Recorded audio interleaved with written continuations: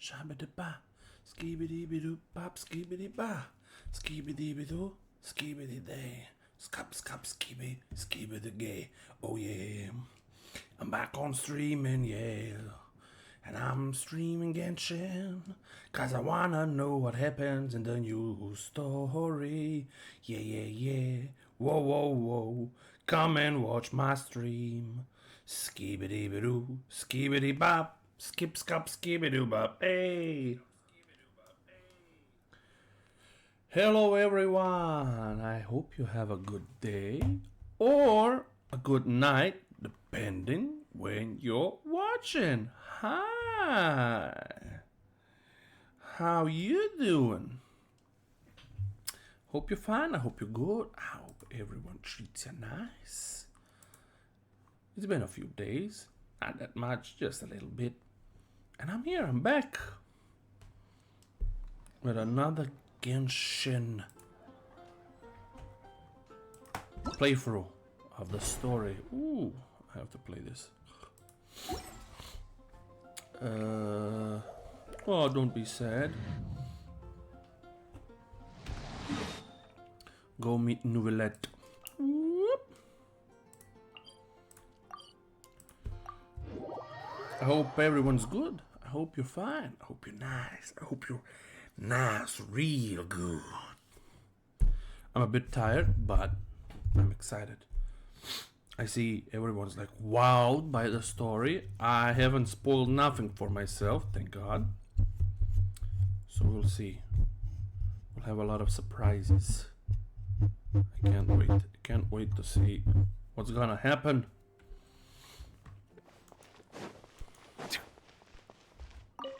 Ba-doop. Hey, how are you doing? I'm feeling very lonely and bored right now. Come sub and chat with me on my...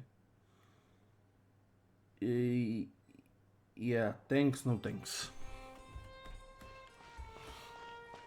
I hope someone takes you on that offer.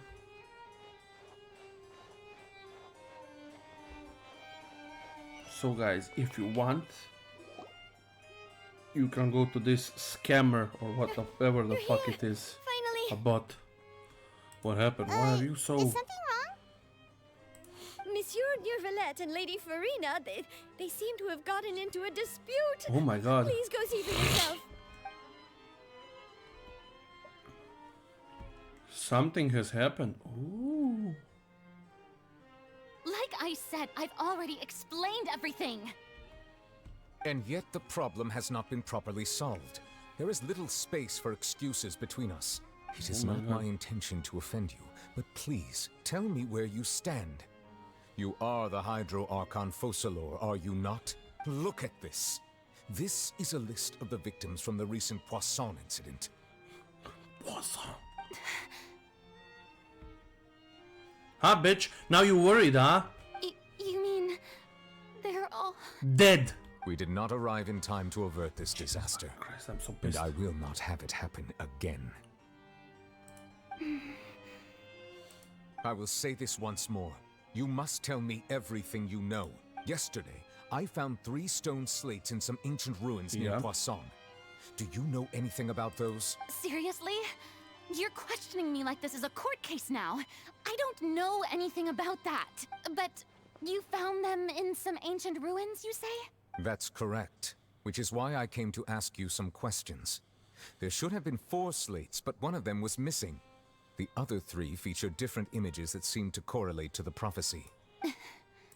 The second of these slates depicts the previous Hydro Archon Egeria kneeling before a floating island in the sky, as if confessing something.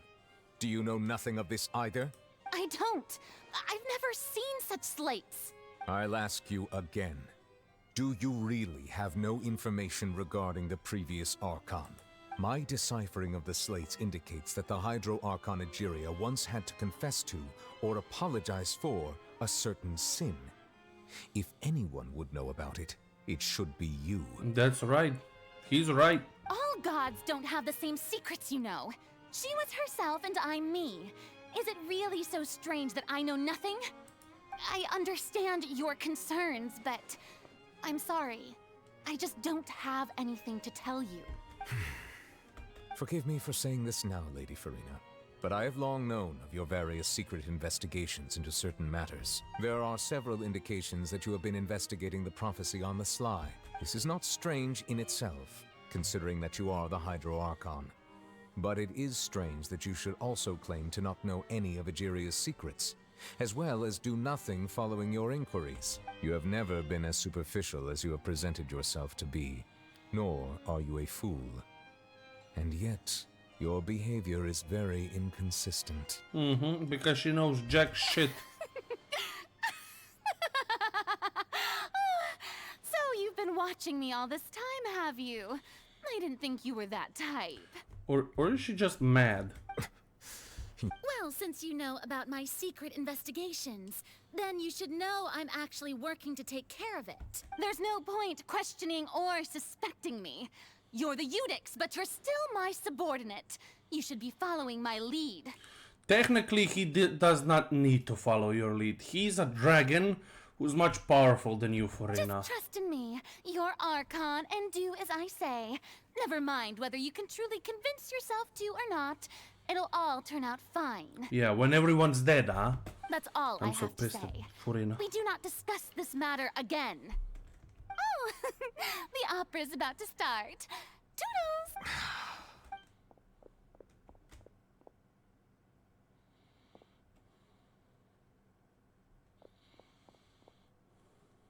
Did Furina not notice us standing by the door?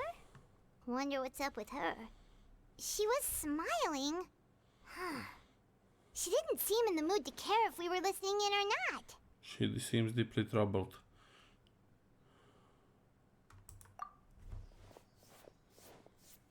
I assume you've been outside for a while now? Enough that see the little bitch be angry. Seems Furina didn't even realize we were here. I don't like Furina if it's not obvious. She was in a great panic. With a passion. Oh, I cannot discern the reason. Our discussion reached impasses time and again, a state of affairs that we cannot allow to continue. Exactly. Still, I do not understand. Dialogue is the basis for understanding, so why did she keep refusing to engage? I'm afraid questions alone might not suffice. We need to make her understand how dire the situation actually Everyone is. in her inner circle has noticed that she is hiding some secret. The issue is her attitude. I fear that she will not reveal anything unless absolutely forced to. Then let's kidnap her, put her in a bag, and beat her with a stick until she confesses. We may have to create a situation in which she will have no choice but to speak. Oh? Like what? Like Archelino. Normally, people will only reveal the truth when standing trial. Perhaps we must have the Hydro Archon experience just such a scenario. But Furina's seen so many trials, and she's really good at dodging questions. How do we make sure that she won't just slip away at the first chance she gets? We will need to consider this thoroughly, join forces with various parties, and then do what we can. Yes, we're joining forces with the Fatui. If at all possible, I would prefer to recuse myself from this affair, but we must prevent the prophecy from coming to pass. This may be cruel to her, but all Fontaine is in crisis. The information a god possesses is too precious, and so we must take a chance on this. In that case, we will need help. But who will lend us their aid to do such a thing? Oh, I think I know who to call.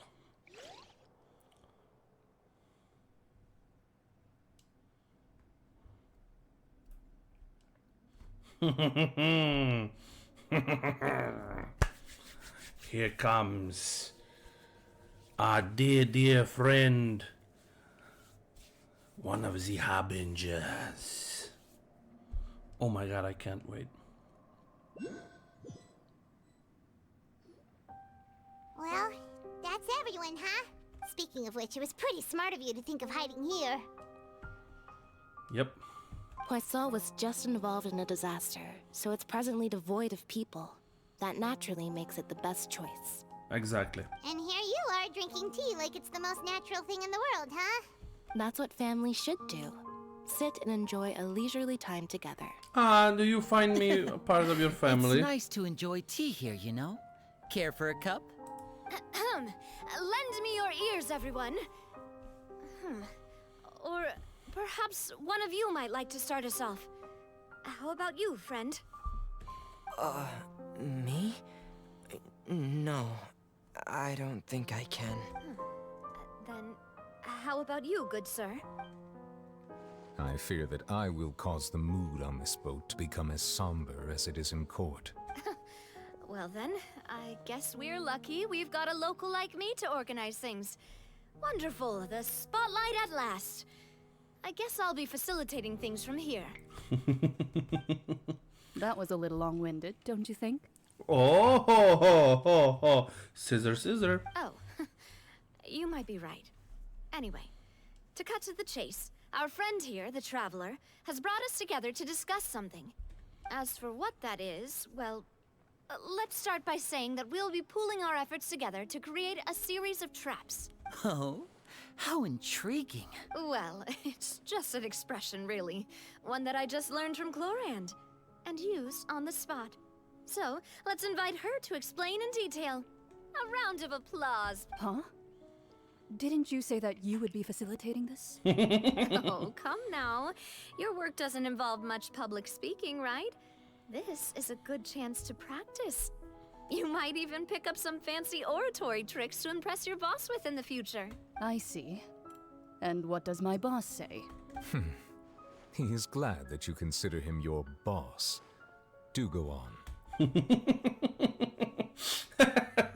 I like this conversation. In that case, do any of you have experience hunting? Not that I recall. Fremine and I once used a wooden stick in a basket to catch wild rabbits when we were younger. As for Lynette, oh, right. You were sick that day, weren't you? I've also gone diving to catch some fish before. Does that count? I'm afraid not. You may or may not have heard, but Fontaine once played host to a group known as the Marechaussee Hunters. Though that was their name, they did not hunt animals, but rather various monsters left behind by the ancient dynasty of King Remus. Oh my god. Today, Fontaine's monster population has It even already becomes thinned more greatly, interesting and interesting. so the hunters have blended back into society, taking up arms in other lines of work. They even left a unique methodology of hunting in their wake. A trap comprises of the following components: bait, a trigger, and a containment device. Sometimes a lethal implement will also be necessary to deal with the prey. So, if we were to build a trap together, right now, what would you choose to build it with? For me, I would prefer something basket-shaped. Pigeons and rabbits will see the bait and naturally enter the snare. Our line of work requires a deft hand, and we're some of the best in the industry, so you can count on our techniques. You used some of those techniques while moving the people of Poisson, didn't you? My subordinates mentioned that you even performed some magic for the bawling children. Yes, and I even managed to gather some intelligence in the meantime. I'm quite the multitasker if I do say so myself. I'm afraid I can't claim that as my strong suit. I prefer more stable methods, like placing bait in the water and waiting for the fish to come within reach. That's the kind of method I would count on. Calm and steady. Exactly the kind of person who would catch loads of fish. And I can be their assistant. With discretion, I'm sure. I'd probably use some sort of mechanical animal. Papa once bought me some small clockwork squirrels, mice, and such. When placed in the forest, they can attract others of their kind. Interesting. I remember that you liked those too, didn't you? I did. And that would be a good way to go about it. If they're realistic enough, animals of the same kind will follow them all the way to the trap. What about you, Monsieur Neuvillette? I Monsieur Novelette. fear I do not have any related experience. She says Monsieur Novelette the most nicest of them all. Everyone else breaks their tongue. That makes sense. You usually solve problems directly, without the use of any such tricks. But I do have one more question for you, Monsieur. If we were to create a trap now, how would you design it? Would like for it to be effective, but bring no harm to the prey. A more gentle trap would be ideal. Kind, as always. However, our intention doesn't necessarily change the containment device and the type of implement we need. If we wanted to kill the prey in one strike, we would need a powerful implement. However, that also goes for prey that must be captured and safely contained. Wait, Exactly. why's that? Only a hunter who's a true expert at subduing their prey can snare it without harming it. The line that divides life and death is often exceedingly thin. So, are we going hunting together? Yes, hunting the most dangerous game. Man. We're hunting a god. We hadn't thought of seeing ourselves as hunters. It kinda works, but maybe it's still not the best metaphor. If our means of capturing and dealing with our prey is to put them on trial, then the hunting metaphor is actually quite accurate. Yep. But we shall require much more courage than any hunter to judge a god, a being whose seat is an exalted throne. Oh, don't worry. Traveler has quite often beefed it with gods. So that's what's going on. Sounds very interesting. He even defeated one. A semi-god, of course. Scaramouche. You don't know him. Even if you did know him, it would be impossible for you to know. Chlorine hunting method was just that. A metaphor. You will not call this a hunt, because that is not what you should do. At present, nor has the relationship between you and Furina reached such a dire stage. What you need is simply the secrets she is keeping. Attempting to take her secret is an act of sacrilegious disrespect, but must be done to prevent Fontaine from sinking into the waters and foretold in the prophecy. There is neither hunt nor prey, but there must be a trap. That is what you will need. Sin, you made an achievement.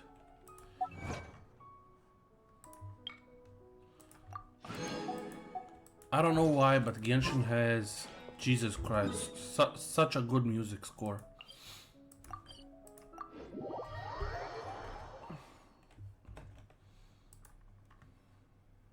It's sometimes even too good.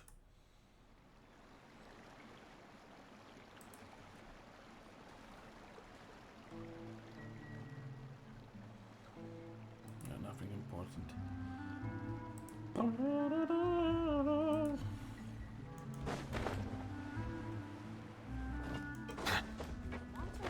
Whoa.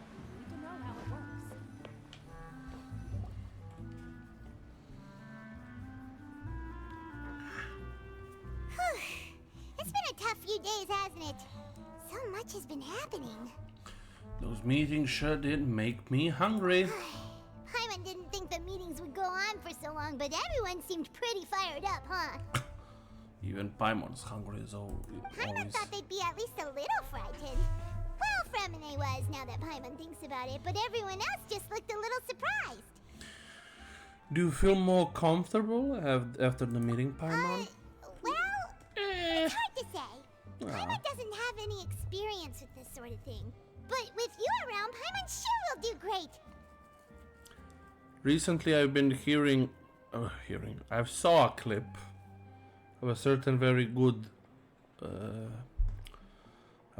streamer, a VTuber, that Paimon sometimes sounds like Elmo, and after he said it, I cannot unhear her going like, "Hi, I'm Paimon." After all, you're the most reliable person in the world, aren't you? Is something wrong? Did you just pour some tea? Paimon didn't notice you doing that at all. No, I didn't. Then what's that? That's tea. Paimon's never seen that cup before. Spill the tea. Don't be frightened. I'm just joining you two for tea. I merely refrained from saying anything till now. Who's that voice? Ah, Have you forgotten me already? Wait, you are familiar. You're the voice we heard from the sky in Sumeru. The voice from the sky, I fear that description is wrong. Though, not completely wrong. Wait, is this really the real voice of the Archon? It sounds a little bit more serious than Furine's. It sounds similar, but like You're less like. feeling lost now, just as you were feeling previously.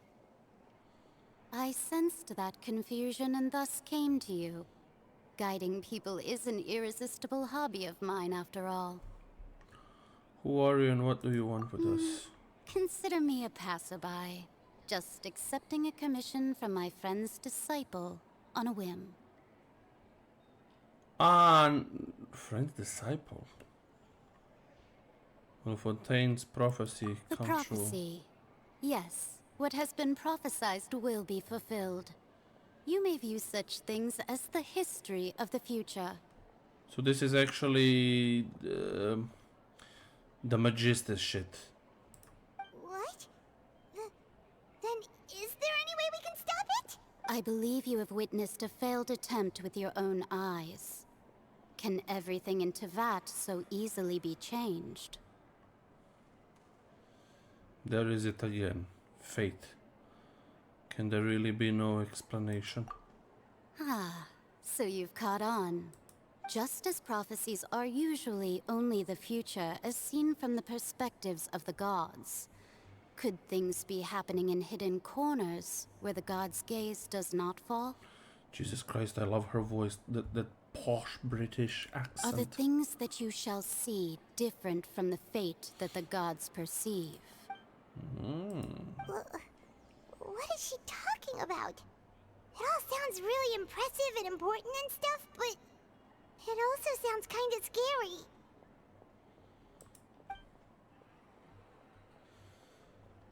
The tea in the teacup is just about gone I as well. believe that you understand, right?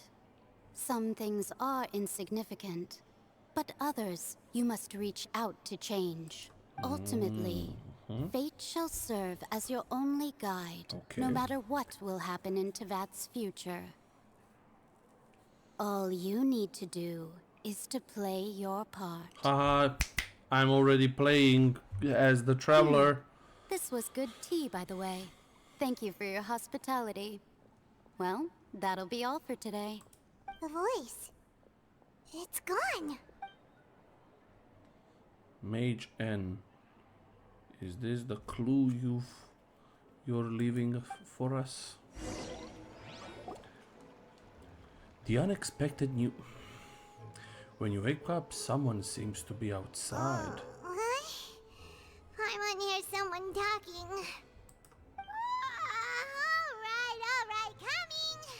You're getting more diligent, Hey, Paimon. it's you who's getting lazy, okay? Well, I see I've walked in on some lively banter. Yes, I am Mona Magistus. How have you been these past few days? Just fine. I went to take part in that Steambird panel. It turned out to be more interesting than I expected. Oh. Not all Fontanians are pessimistic about this. One journalist mentioned that sitting around and waiting for the end to come would be wrong, and that they should make their own rescue preparations. I agreed, so we had a brief chat with her. My foot itches. Did she have pink hair by any chance? Why, yes, it was Charlotte. You remember her, right? That daredevil journalist? Yes, that was in the event. I'm in full support of her view. Prophecies are very important, but how can people allow their lives to be commandeered by just a few words? My foot. That's right! Paimon's glad to hear something sensible for once. Okay. Ah, yes. One foot down, the About other what we to had go. discussed before. I did try, but I'm afraid I couldn't reach the old hag. I'll try again tonight, but I wouldn't get your hopes up. Actually, someone already came over. Goodness gracious. Are you serious? I believe she came to pass a message She to said us. that even the god's gaze has blind spots. Pretty bold if you ask Paimon. Most people would believe the gods to be all-knowing, right? The Yeah. Hexen Circle members are certainly anything but ordinary. As for the mage named N, the old hag has mentioned her a few times. She said that N's sense of direction is incredible, and that she loves guiding those who are lost. But I've never met her, and if she were still alive, she'd be... well, suffice it to say that the hag's at least a few hundred now, and N's been around for longer than that. So maybe N The is a Hexen former Circle sounds like a Hydro-Archon. scary group. But they must really stay in shape to live so long. Their abilities alone are pretty terrifying. If she came to see you personally, then the problem you're facing must truly be of great importance. Nah, Sorry, Mona Paimon is could understand anything she said. it's trifle. Yes, she was quite cryptic, but I suspect she means that there is still a way to turn things around. She didn't say when or what that would be, though, so I will find out sooner or later. perhaps it is something that you cannot know right now. Ah, my foot. Ah. Traveler, Paimon, are you two all right? Oh, we're fine. We're just a little down right now. It kind of feels like the end is coming, you know? I see. I feel that same sense of desperation, too. I guess you could consider me someone who has often witnessed fate. So far as I have seen, it cannot be swayed.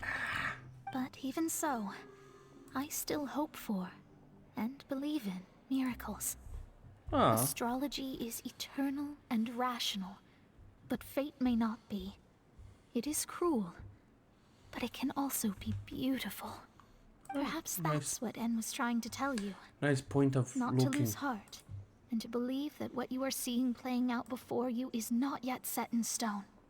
I did originally think of steering clear of all this, but I couldn't. Even if this is all futile, I still wish to help everyone. If we don't struggle to the last, then how can we face the end when it comes? Exactly. Huh. You do have a point. There I go, talking about astrological principles again. Sorry about that. No, I wanted no. to start talking about work-related stuff. I need to get going. Don't worry about it, Mona. And It was thank worth you. trying to comfort you, even if only a little. I believe that you'll help those who are struggling in the same way I did. Of course I will. I suppose I am that the might be hero why of we this always seem to meet by coincidence. game. Paimon feels kind of moved by what Mona said. But also kind of sad, too. Hey, Traveler. Paimon suddenly feels like going outside for a walk. Let's go. Let's go. Let's walk around the city, shall we? There's a few spots we always like to walk by.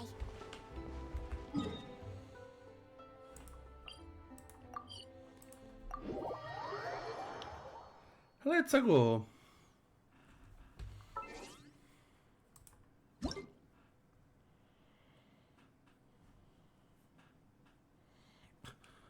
Broke the game by looking at the news. Okay, it's nothing important.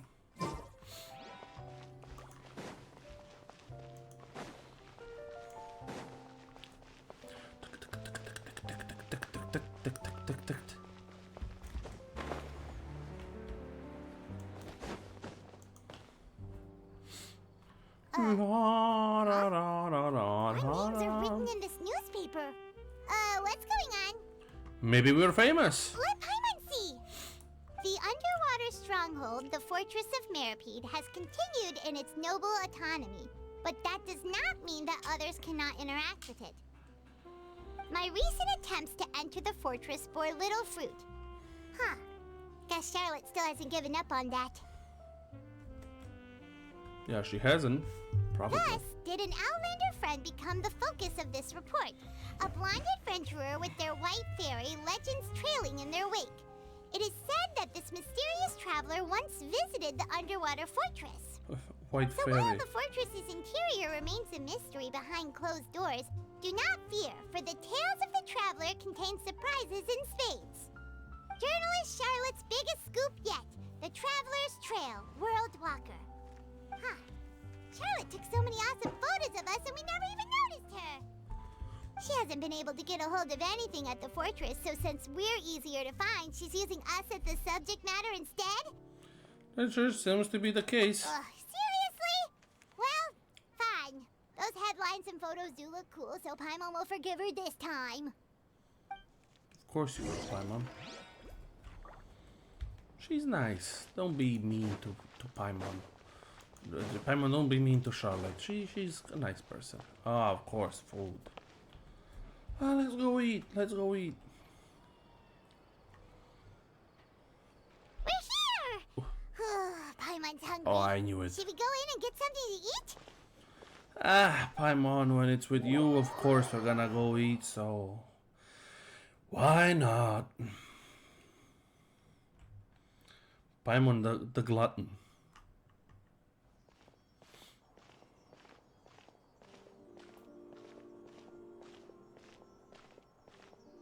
Hey, quick! Look!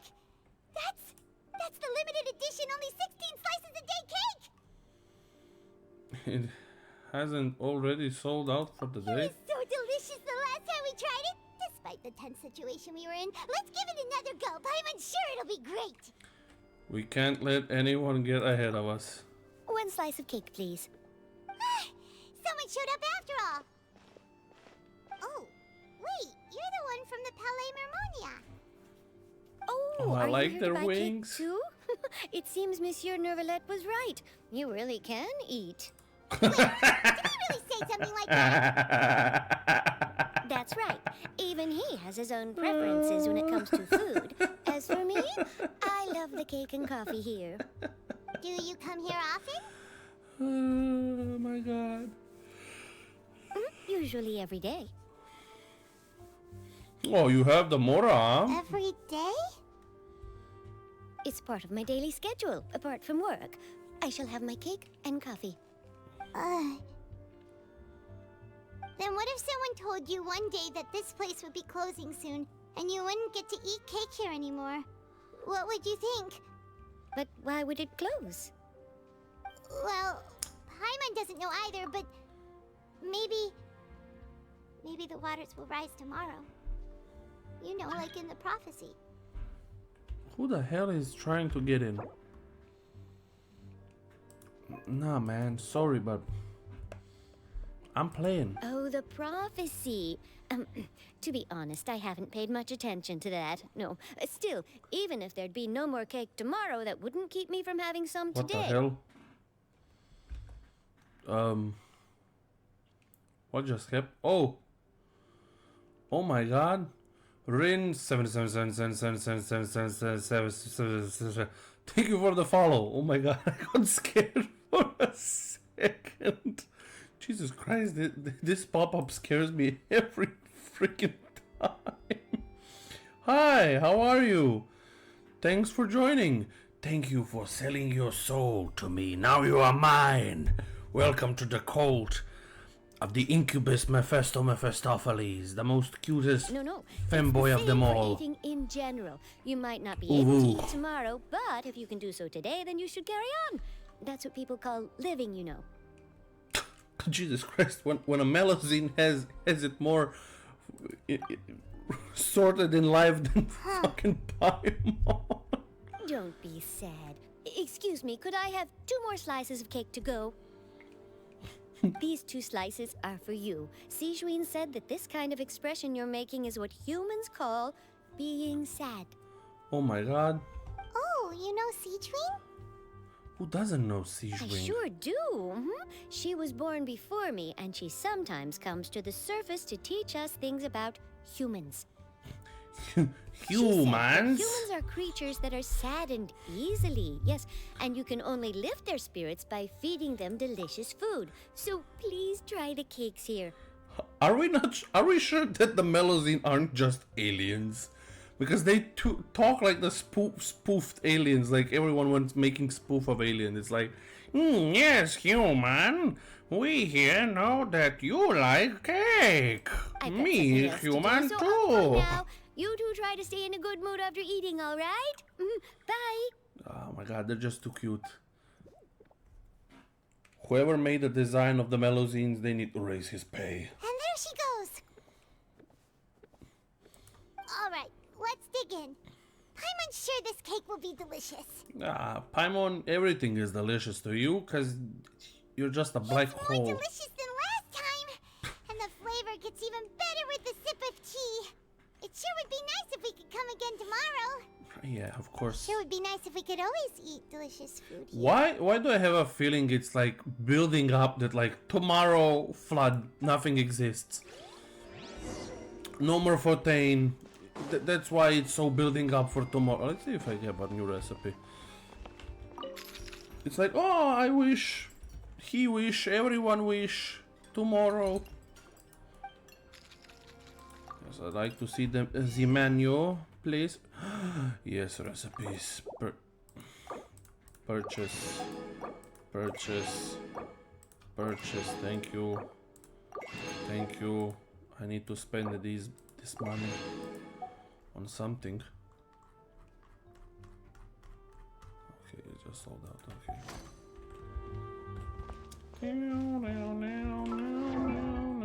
Nope. B.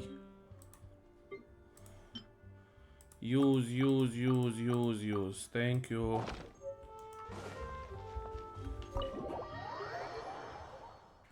Yes, human. Here, enjoy the cake.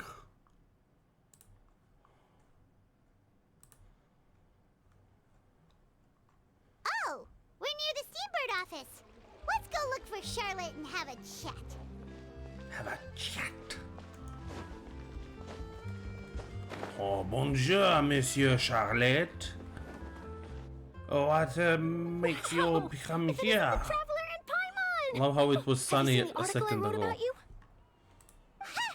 You've got some nerve. You just used us to make some quick mora. Can we negotiate a profit split? Oh, you needn't worry about that. I heard that you were in Poisson some time back, so I sent you a letter to discuss just that. Jesus. It appears you didn't receive it, though. I just love how it's like English.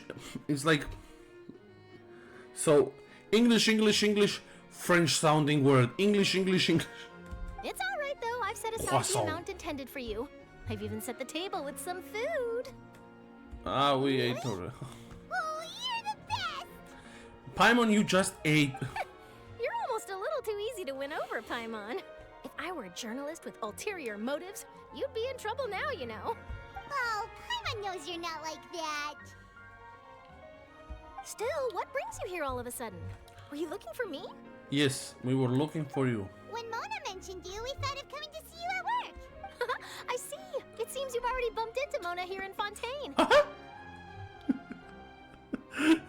She just left like Mickey Mouse.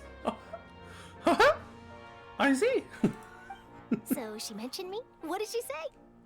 She said that you were very great. She said that you're a real daredevil of a journalist. I love Paimon's like British accent. She said that you were a daredevil of a journalist. Nice.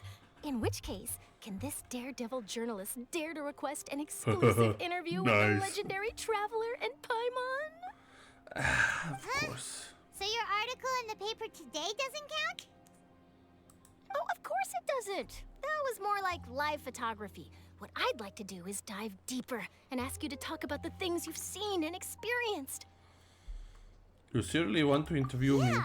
Are we even qualified enough? Paimon, I don't know why is Paimon just like, why wouldn't people want to hear about the traveler and you? So you're a flying fairy creature and he just does everything. Fought a dragon, saved Leeway from destruction, fought the Raiden Shogun, defeated a false god and freed Lesser Lord Kusanali. Now he's here doing all these things. Not? If I say you're worth an interview, then you're worth it. But not right now, of course. I'll need a few days to prepare. Yeah, of course, because you need to prepare for Paimon's stomach. In that case, we'll just chat when you have the time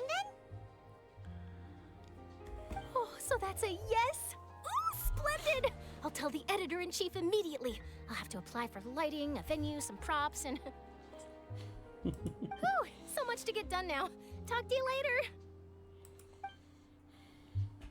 Wait, Charlotte, Paimon's still got a question for you. And what's that? If, just for example, Fontaine were to be flooded tomorrow, what would you do today? This is very pushing the envelope, like, wink, wink, nudge, nudge. Huh. That's the prophecy you're talking about, isn't it? I mean, I do hear about it often, but I've never once thought that the day could be tomorrow. Ah, my neck. If you're seriously asking, then I might try and think of a way to leave Fontaine. Oh, but I'm still a journalist first and foremost. That means I have a duty to be reporting from the scene. And secondly, I wouldn't forsake my homeland that easily. So you'd stick around? From what I've seen, most people don't know what they'd do should the worst come to pass. In truth, it might be better just to behave like normal rather than worry over such an end. That is true. So in all likelihood, I'd probably still be prepping at the office for that interview of ours. I know what you're thinking. That sounds a bit sad, but I've always believed that it's best to do what you enjoy. That is a nice kind of Think look. about it. If this nation really were to be suddenly destroyed tomorrow, but I still successfully finish an exclusive interview with a truly unique person, then the story I would wind up writing would truly be timeless. And then do you know what I'd do? Well, I'd write that story, send it for printing, and use messenger pigeons to get copies out to the various nations as soon as possible. I'm not a dreamer, nor am I a workaholic, but I do love my job, and I'd be proud of leaving such an article behind. I guess you could say that I was born to be a journalist. That's quite nice, a point of looking. But anyway, that's my answer. And on that note, I'll get back to my preparations. See ya. That's so nice. All of a sudden, Paimon actually kinda envies her. Anyway, let's go and take a look at the sea, shall we? Let's do it. If Paimon wants to look at the sea, Paimon will look at the sea. The sea breeze and scenery can be a pretty soothing combo, huh? And then this here. Paimon's been thinking. Yes. If it wasn't Fontaine, but all of Tevat that would be destroyed tomorrow, where would we go and what would we do? No, Paimon should ask, if you could choose, what would you like to do? Just like Charlotte said, suddenly trying to consider what to do is pointless. We've always been moving to the next destination, so we haven't spent much time thinking about these kinds of things. We didn't have to either, with us always being on the road and whatnot. Until that moment, I think I'll keep journaling. You mean, still traveling? Yes. Cherishing every single moment. Huh. Wait, isn't that what we've always been doing? Of course, Paimon. The banter goes back and forth between the two of you as time slips by. As the night falls, you return to your accommodations and end this busy day. The next few days are just as calm. Charlotte comes to find you and conducts the interview in the Spina di Rosula, safe house at the Flue Cendre. Navia, having finished her business in Poisson, even drops by to take a photo with the two of you. All goes well. Quite nice.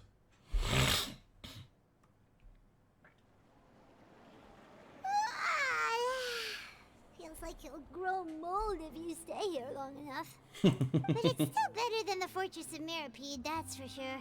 It's not only damp there, but salty too. Yeah, but down there you had free delicious food, Paimon. So the two of you are still here. Wonderful. Oh, you're from the Palais Mermonia, aren't you? Yes, I'm Isadora. Monsieur Nervillat sent me to look for you two before. I heard that afterward you went to the fortress of Meropide. So are you under the impression that we might be wanted criminals? Not at all. I'm well aware that you're friends of his. Actually, I'm here to pass along a message from him. Let's hear it. Yes, inside the Opera House. The Maréchaussée Phantom has declared the incident a small-scale riot. A riot? Well, that said, I don't personally think it was serious. Lady Farina was watching a performance at the Opera House, and while she was resting during an intermission, some other audience members suddenly started harassing her, loudly accusing her of doing nothing about the prophecy crisis. And before she could respond, others started to join in. The crowd continued to grow, and protests against the Hydro Archon started to break out. Oh my So god. people have started to put the blame on Farina. Guess they finally found an outlet for the pressure they've been under due to the prophecy. Yep. I agree. People will naturally rely on gods, as is customary. But the moment people feel threatened, gods are also the first to be blamed. It's her problem.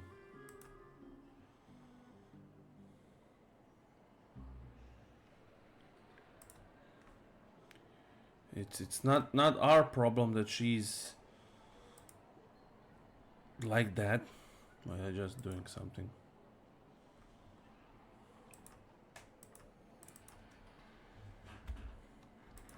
I'll do it later. Not now. I'm busy.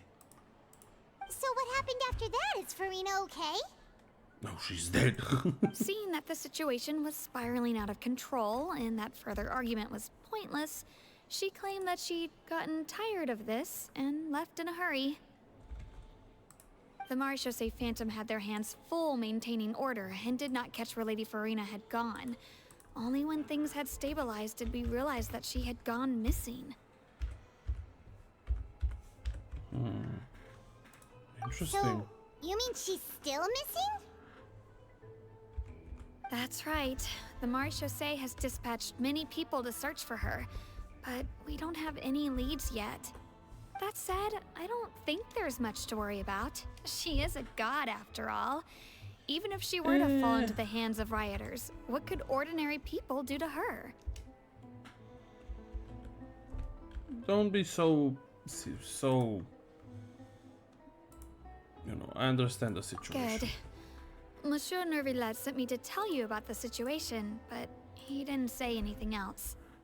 Don't worry, this is more than enough to go on. Thanks for keeping us informed. Ah, is that so? Well, all right then. In that case, you two take care. I'll be heading back to the Palais now. You do that.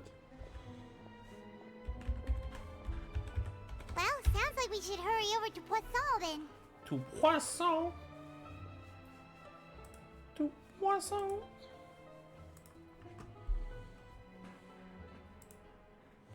You should cut on quick. If we know Farina, she won't try to fix things in this situation. Instead, she'll look for a place to wait out the heat. And, as we also know, she may be loud and dramatic, but she doesn't have a heart of stone. That is true. When Nervillet was talking to her in the Palais Mermonia, and she heard about Poisson, she couldn't hide her sadness and remorse. It would be hard for her to ignore being accused by the public today. Paimon thinks Farina's probably taken the opportunity to slip away to Poisson and try to relieve the sense of guilt that she's feeling. Huh. Well, what do you think? Paimon knows the answer, of course, but Paimon can do the analysis to back it up, too. Cool, huh?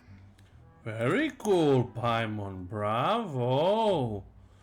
Good for you.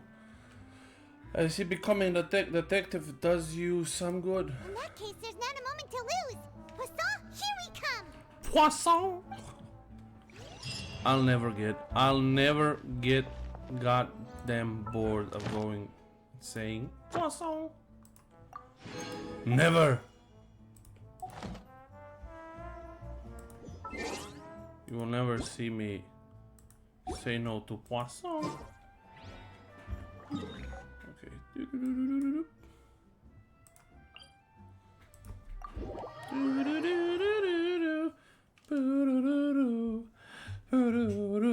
This place looks deserted.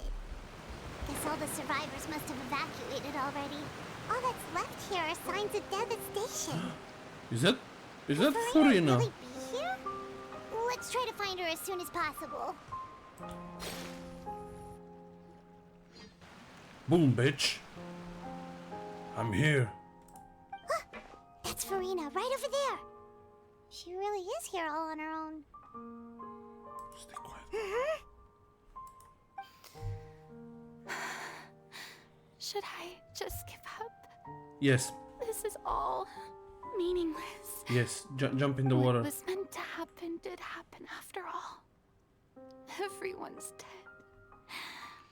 And it's your fault. I'm sorry. I am so sorry. I don't care. Give up, Furina. There's no point in holding out. Oh, poor Furina. I'm sorry. Yeah, poor people. Yeah. What can I even do other than to repeat meaningless apologies over and over? Bitch. Who's that? Don't worry, Furina, it's just us. So it is you, blonde traveler from another land. Why, I almost thought you were someone from that mob of my ignorant subjects. Come to kneel and beg for my forgiveness. Furina, you were crying just now, weren't you? The tear stains on your face are obvious. Yeah, so stop with the What fucking do you mean, tear stains? fuck. Oh, I remember. The show at the Opera House earlier this morning was so moving. I'm still trying to process it. Bitch, stop lying. Who did that uncivilized rabble think they were? Disturbing my enjoyment of the arts. They even dared to tout their Archon. I must teach them a lesson. I can just imagine their twisted and frustrated faces once they realize that I'm nowhere to be found. Yeah, definitely. Stop acting like this and start acting like a fucking person and an Archon. I'm fucking frustrated. Oh, and I'm sure Nouvellette and those people from the Marish Chaussee Phantom are freaking out right next to them too. Stop trying to act tough, Furina.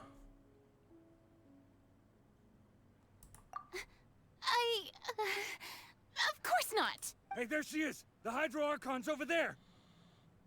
Quick, after her! Furina, those people seem to be after you. They are? They're just some rabid fans who want to cut the line because they haven't been able to meet me in person, aren't they? That's against the rules. I can't let them get their way. Furina just ran off. Quick, we have to catch up with her. Do I truly have to, Paimon? I don't give a shit about her. She's so unlikable. With her fake acting and I don't feel sorry one bit for her. There, I said it. And no amount of backstory that makes her weenie beanie sad will change the fact that I dislike this should be the character. place, right? Hey, Furina! There's a good hiding spot over here. Quick, come to Paimon before the rest of them catch up to you. What is this place? Hurry, they're almost here. Fine. I suppose haste is warranted. Lead the way. One time you make fucking sense is when the traveler is fucking saving you, of course, every single time. I just hope the next god will be less irritating.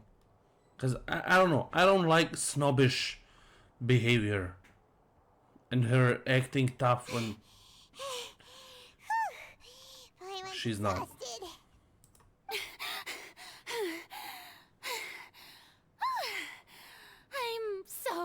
tired.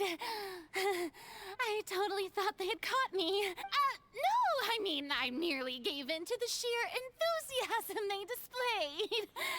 This place is not what I'd call soundproof. You're right. Yep, that's a good girl.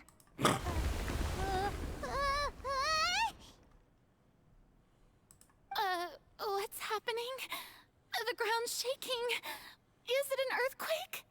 Another disaster just struck, I suspect. Yeah, a quake of this kind preceded the flooding in Poisson, didn't it? It can't be. It's happening again.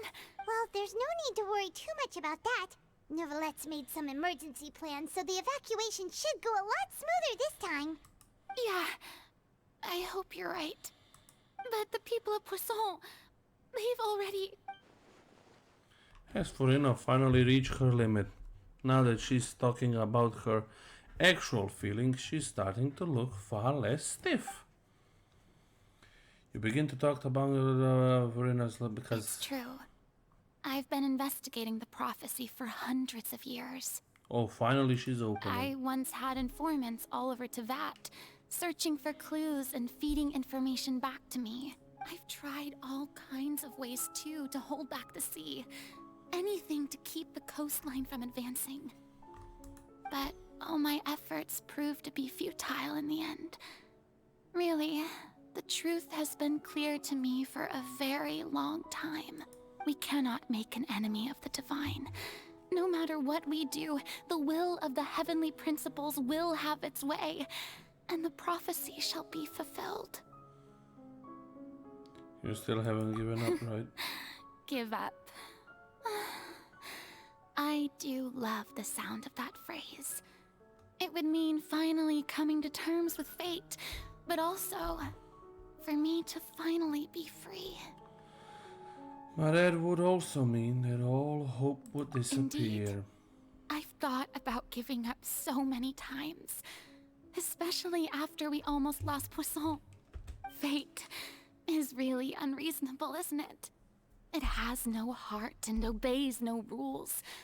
The prophecy has only just started to come true, and so many people have already lost their lives. Yeah, and soon everyone will. Just now, it all became clear to me. I still don't have the right to come to terms with fate on behalf of everyone else. As long as the final moment hasn't come, it's still not too late. Don't worry.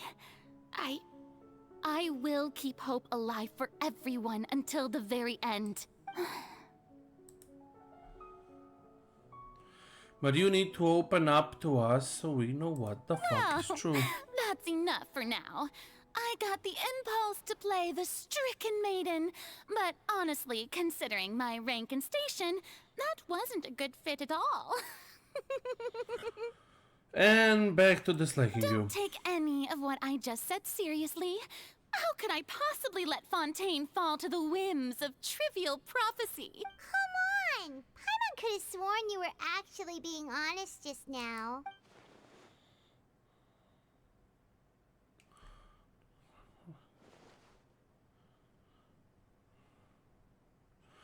For a night, you might not have to shoulder this burden alone.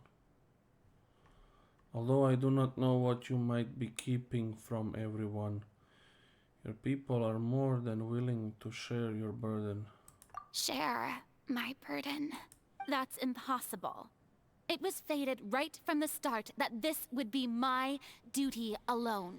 But even if your burden doesn't need to be shared, you can still choose to confide in someone.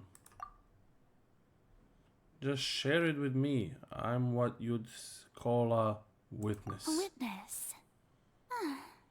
Yes. I've heard that you came to Tevat from beyond the stars, yes. In other words, you never belonged here. Of course I don't belong here. That's and if Tevat is, in its entirety, a show on a stage, then you're just a spectator, aren't you? Exactly. If that's the case... There is no time left. Please, Furina, just spit it out. Maybe she cannot say it to anyone.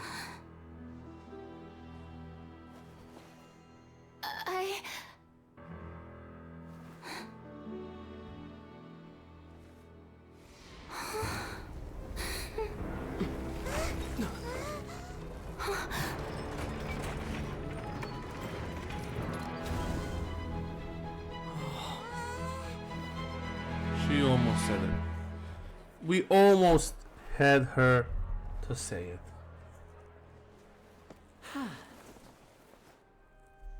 Lenny, motherfucker, just a little while. Ladies and gentlemen, this concludes my opening performance. Now, without further ado, we may proceed to the trial of our god. So, this is what it is. Yes, you deserve praise for the effort you took to raise the dramatic stakes. Do not forget, however, that I am Focalor, the god of justice, the embodiment of justice itself. Does it not strike you as even the least bit absurd to bring the very concept of justice to trial? May I interpret these words as your refusal to stand trial? In that case, you will have the opportunity to defend your honor through a duel. You would draw your blade against a god? Of course. I see. It seems like you have made up your mind. Yes, everyone has, because everyone is fed up with you.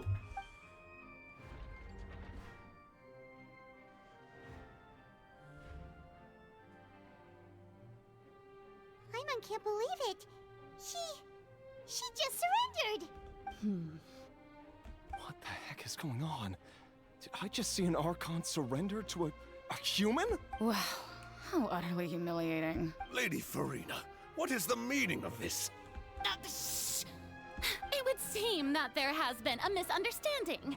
To be clear, the raising of both hands is not always an indication of surrender. Looking for excuses again, huh? I raised my hands just now to indicate my acceptance of the trial. No duel shall be necessary.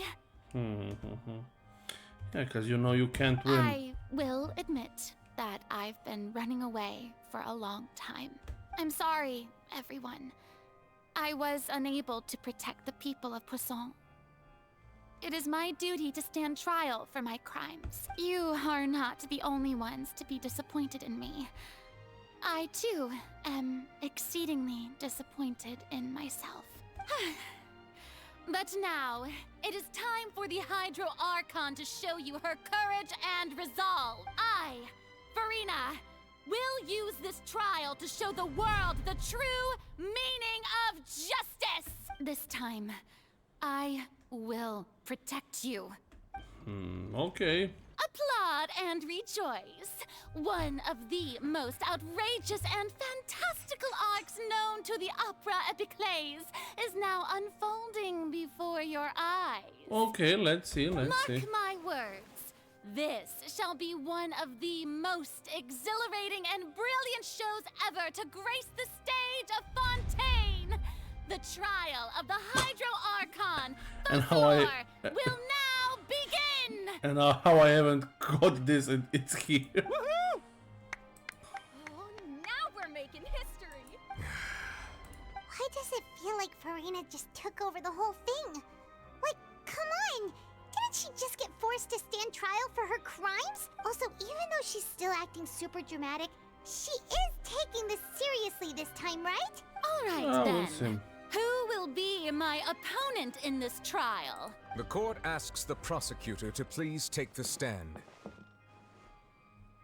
Thank you, Your Honor. Is that so? Very well. Then please speak, witness of Tivat, my accuser and fated opponent. You were so close to getting her to tell us the truth, and it still turned out like this in the end. It is okay, though. As long as we can defeat Furina in court, we'll still have a chance of figuring everything out. So now I get to sit in the big comfy high chair. Also, please allow me to ask, as a final question before the trial begins. Yes. Just how much work did you do to force me onto this stage? Well, we did do a lot of prep after the meeting that day. I can go over the tasks assigned to the Spina di Rosula, since they were rather straightforward and easy. Navia, the president of the Spina di Rosula. Most of the people who participated in the disturbance this morning were my subordinates. They changed into plain clothes and came to the Opera House as regular audience members. The people's resentment against their Archon has been building as more and more of the prophecy is fulfilled. A spark was all we needed to turn smoldering anger into a flame. Exactly. Moreover, according to our understanding and analysis of you, when something like that occurred, you would likely flee the scene and head to Poisson by yourself. Poisson! So, we arranged for a second group to lie in wait there. So, you mean the ones who scoured the settlement for me were also from the Spina? And their goal was to force you to step into the giant magic box so you may personally participate in the greatest magic performance in all of Fontanian history. Oh, That's even right. dear Linny That had house was a magic box, rather than someone's my leg. residence. As the super ultimate version of the setup that I used when I first performed at the Opera Epiclese, the volume of the box was increased by a whole order of magnitude, and the distance it traversed was the entire gap between Poisson and Areneas. Its cargo, of course, was an Archon instead of a human. My thanks, interesting. Furina. Without your help, we could never have pulled off such an extraordinary performance. You're welcome? Of course, this performance was only made possible with Father's support. The House of the Hearth spent a massive amount of labor in Mora to pull this off. We had to select a location, construct Look the at giant the two magic harbingers. box, dig a tunnel, and open up a path through the water. It was a lot of work for all of us. So, in other words, the earthquake that we felt within the giant magic box was just a normal tremor from the transportation of the whole house? Yes. That's right. It wasn't a sign of another disaster to come. Sorry about that. Then, I can guess Nervilette and Cloran's parts.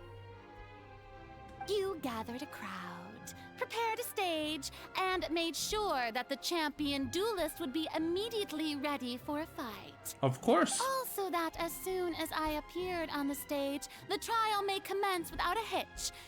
Am I right? Exactly. Yes, that is correct. And Well, Novelette is Cloran, pissed. I must commend you for your courage.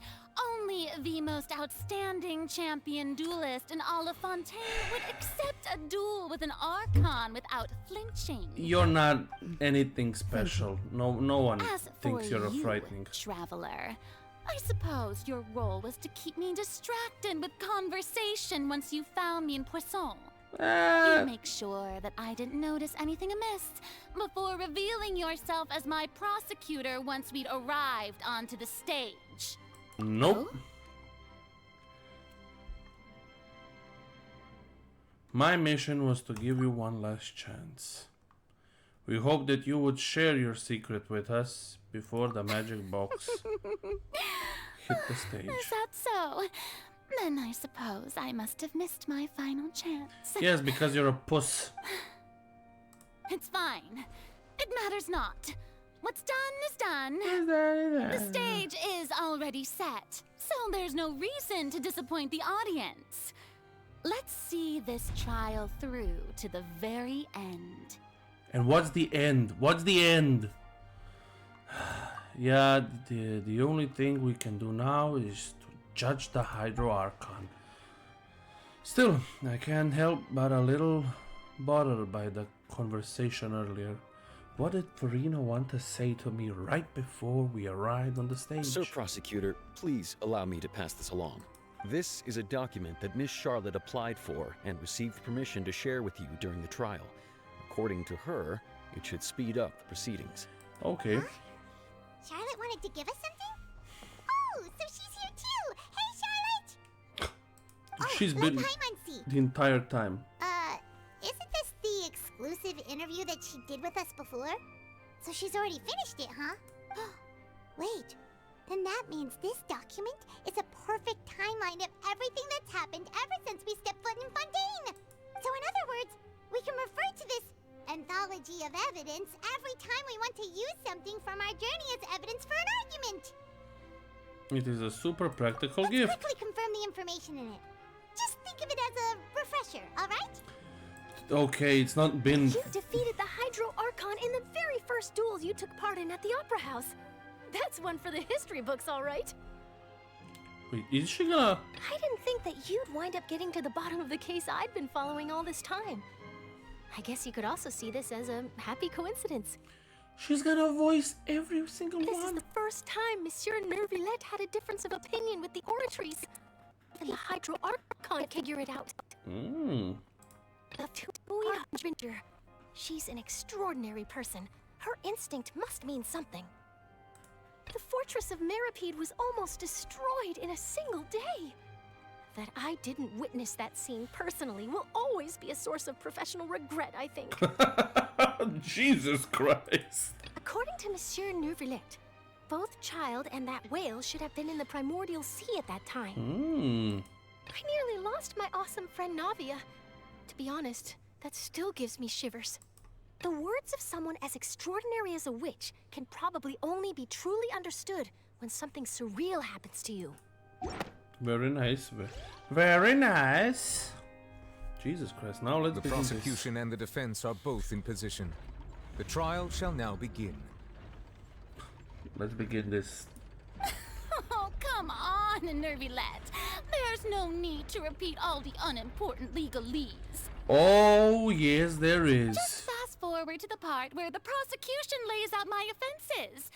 As the defendant and the lead actress of this performance, I still haven't even been informed of my supposed guilt in all of this.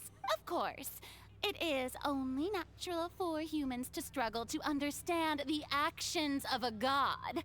However, you will need more than that to convict me of a crime. Oh, there's so much. That's true. But my charge here is unrelated to your conduct as an Archon. Oh my god, he talks.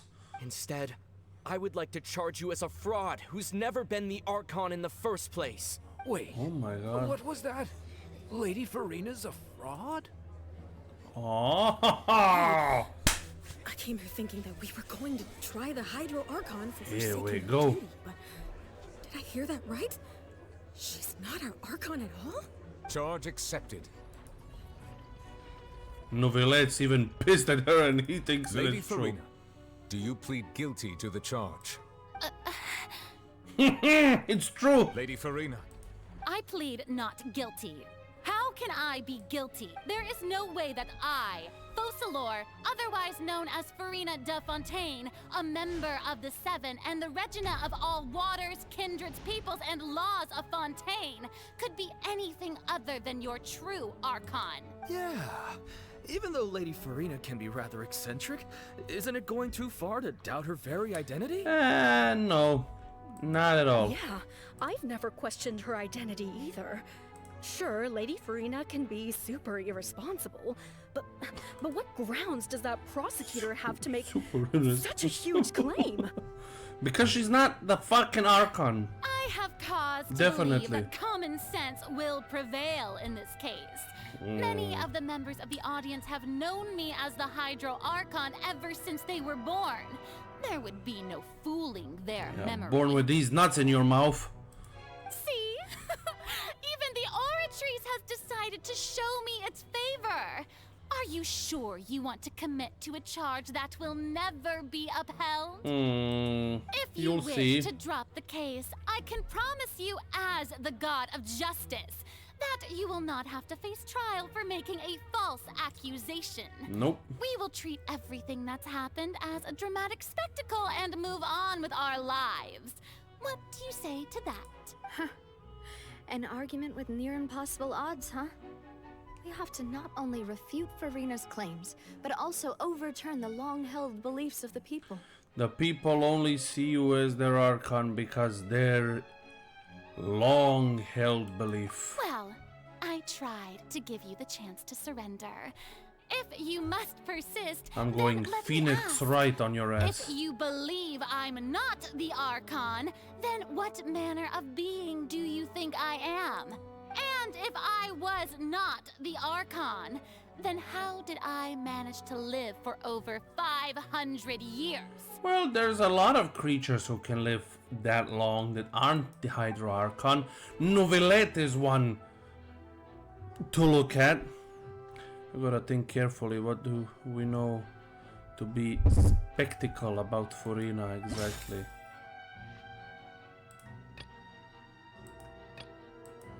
Irrelevant. Child selected. The Neve. Nope. Nope. Nope. Nah, that doesn't. The knowledge believes child to be innocent. The other three judged and guilty in the end. And even Furina didn't know one. Select this one. That doesn't sound right. Paimon doesn't think this clue can be used as compelling evidence. How couldn't it be compelling evidence?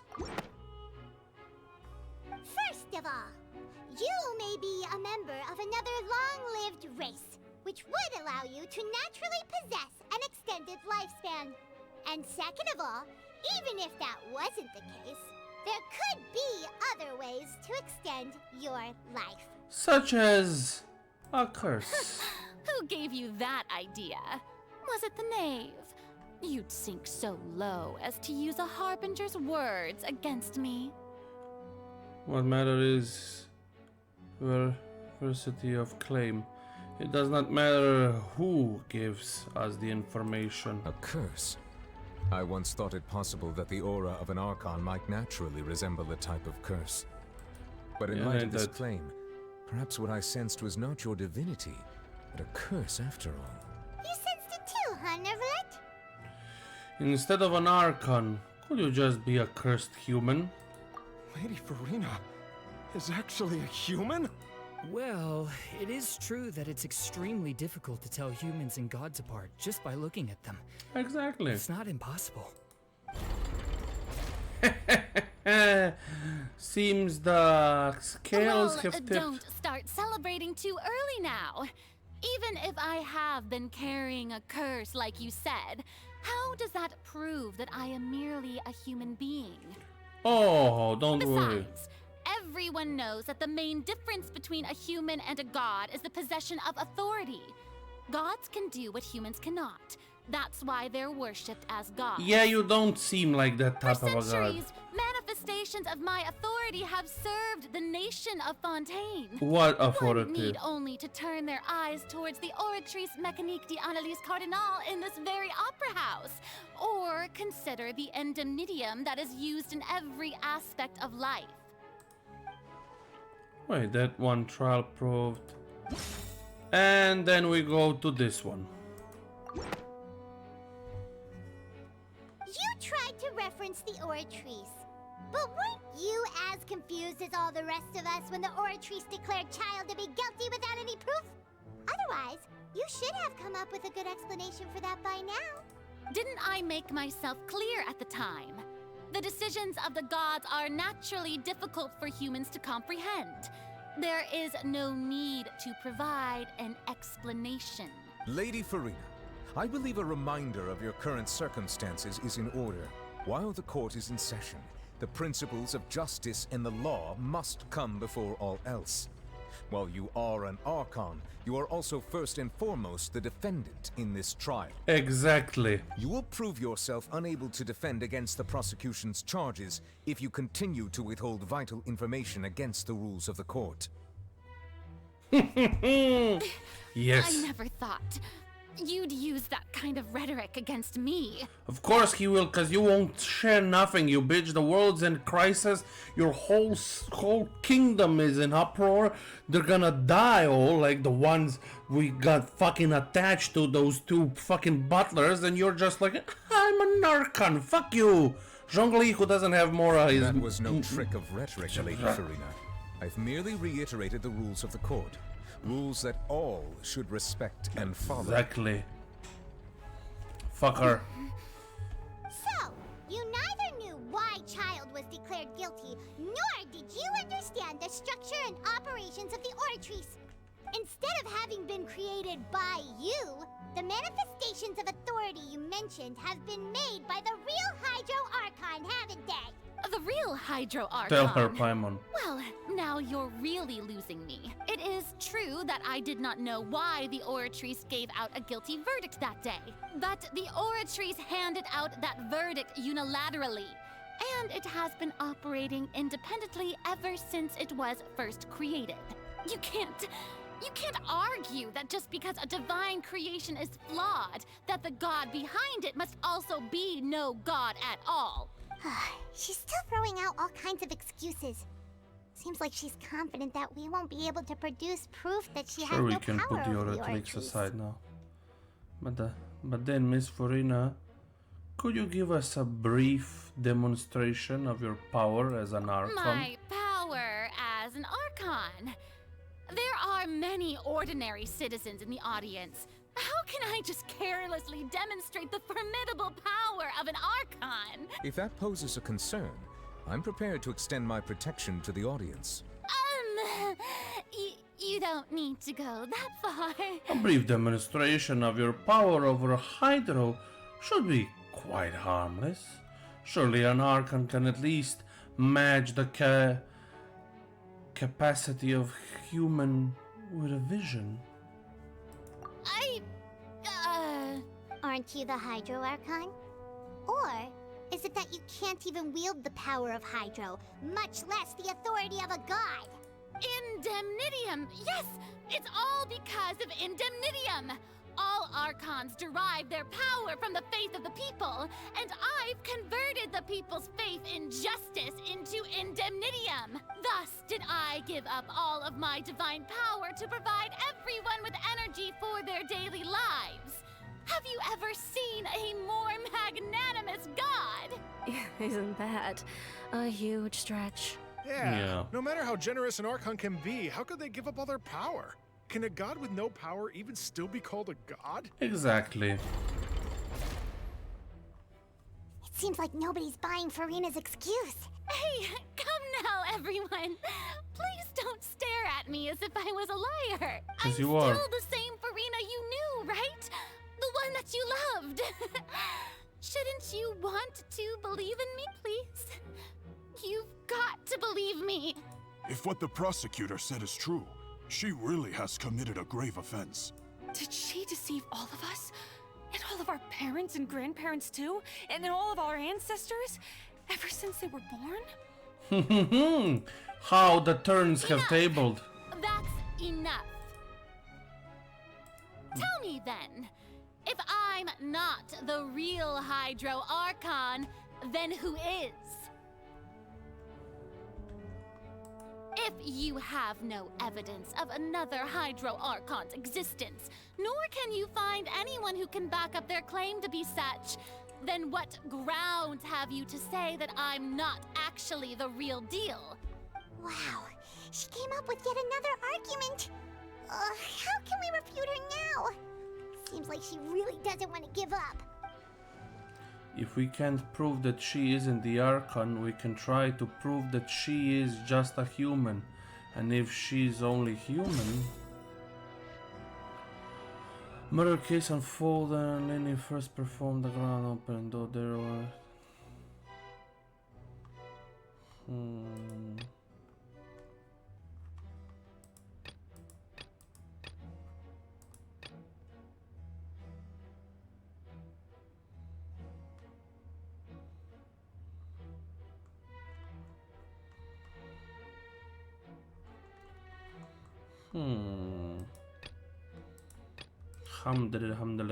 Hamdere. This one? I don't think that one will work. That doesn't sound right. Okay. This one? That doesn't...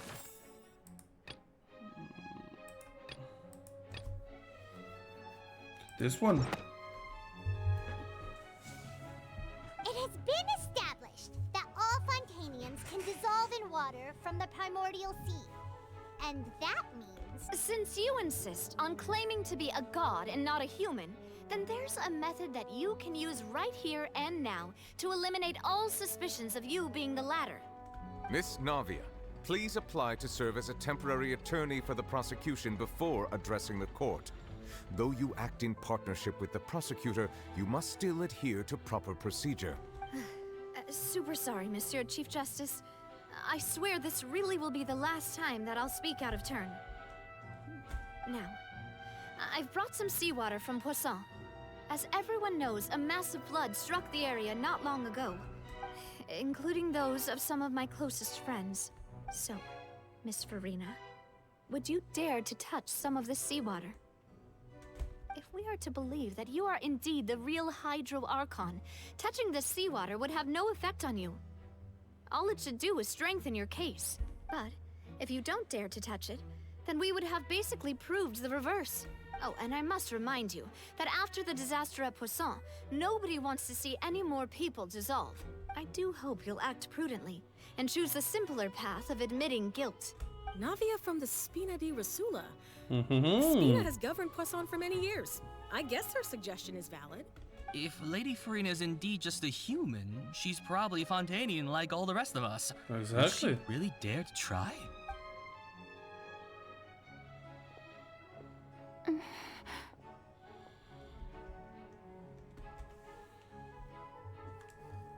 Lady Furina. Furina, this test has been unilaterally proposed by the prosecution. As it falls outside the realm of standard court proceedings, you possess the right to decline participation. Well, of course he had to tell her that. But refusing to participate is basically the same as a confession of guilt. Exactly. She's just staring at the water without saying a single word. It really does seem like she's quite terrified of it. That could only mean... What's going on? Is she really planning to... That's not what we thought she would... Due to the inherent risk of the test, Lady Furina, you may... Hey! She actually... I'm fine! Look at me, everyone! My hand is still here! I haven't been dissolved! Will you believe me now? I really am your Archon! I'm nothing like a normal human who would fall apart as soon as they touch this water! Really? Was this not the most obvious thing in the world? Miss Siegewin? If you're present, Miss Siegewin, please come forward and attend to the defendant. Siegewin? Don't be nervous. It'll just take a few seconds. Let me see. That should be enough. Please announce the results of your evaluation to the court, Miss Siegewin. As everyone doubtlessly saw, Miss Furina was displaying symptoms of hyperventilation and flushed skin. These indicate that she was experiencing the adverse effects of exposure to primordial seawater. The extent to which she was affected is the same as other humans when exposed to primordial seawater of a similar concentration. Thank you, Miss Siegewin. Lady Furina, you may return to the defendant's stand. So she just proved that she is What human. did she just say?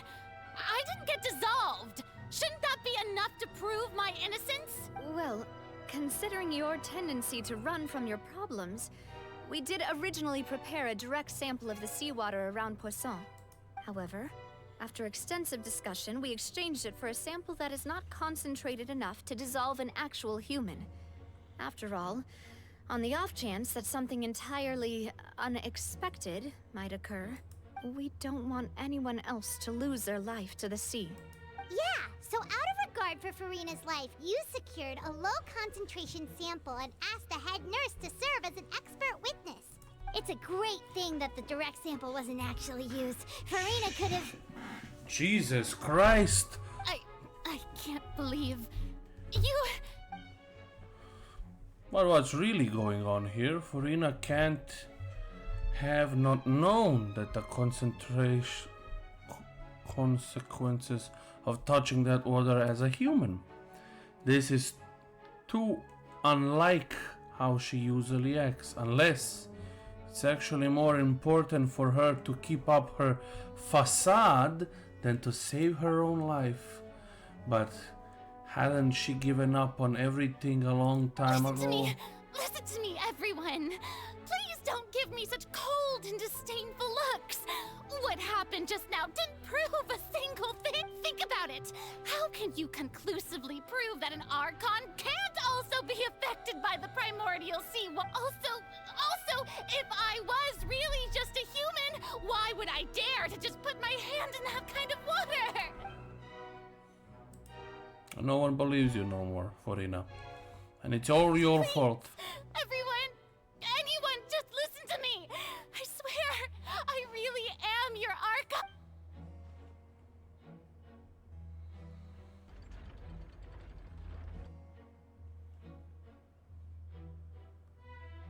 You could have told the truth. I don't think anything she says at this point will sway anyone. The odds are just too stacked against her now. With all the things that have been said, Paimon doesn't think there's any way left for Furina to win. I believe the time for arguments and presentation of evidence has come to an end. If there are no objections, we will move on to the final judgment.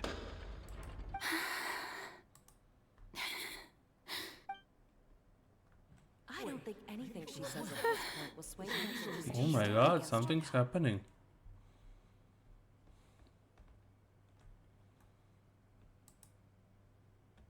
Oh. In my capacity as Chief Justice, I shall now render judgment on Furina's misrepresentation of herself as the Archon of Fontaine. As a human who knowingly deceived her fellow citizens, Furina is guilty. It's all your fault. You could have told the truth. Now you're all alone. Wait, the prophecy did come true. We shall now turn to the Oratrice Mécanique d'Analyse Cardinale to render the final verdict on the charges.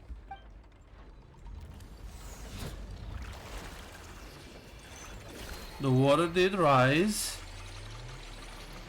and she was then left all alone to cry on her throne. According to the judgment of the Oratrice Mécanique d'Analyse Cardinale, Furina is... Well, what's wrong? What's the Oratrice's verdict? Did the Oratrice just declare Furina to be innocent? No. The Oratrice also displays a guilty verdict. Isn't that correct then? However, the exact wording of the verdict is thus: the Hydro Archon to be punished via the death sentence.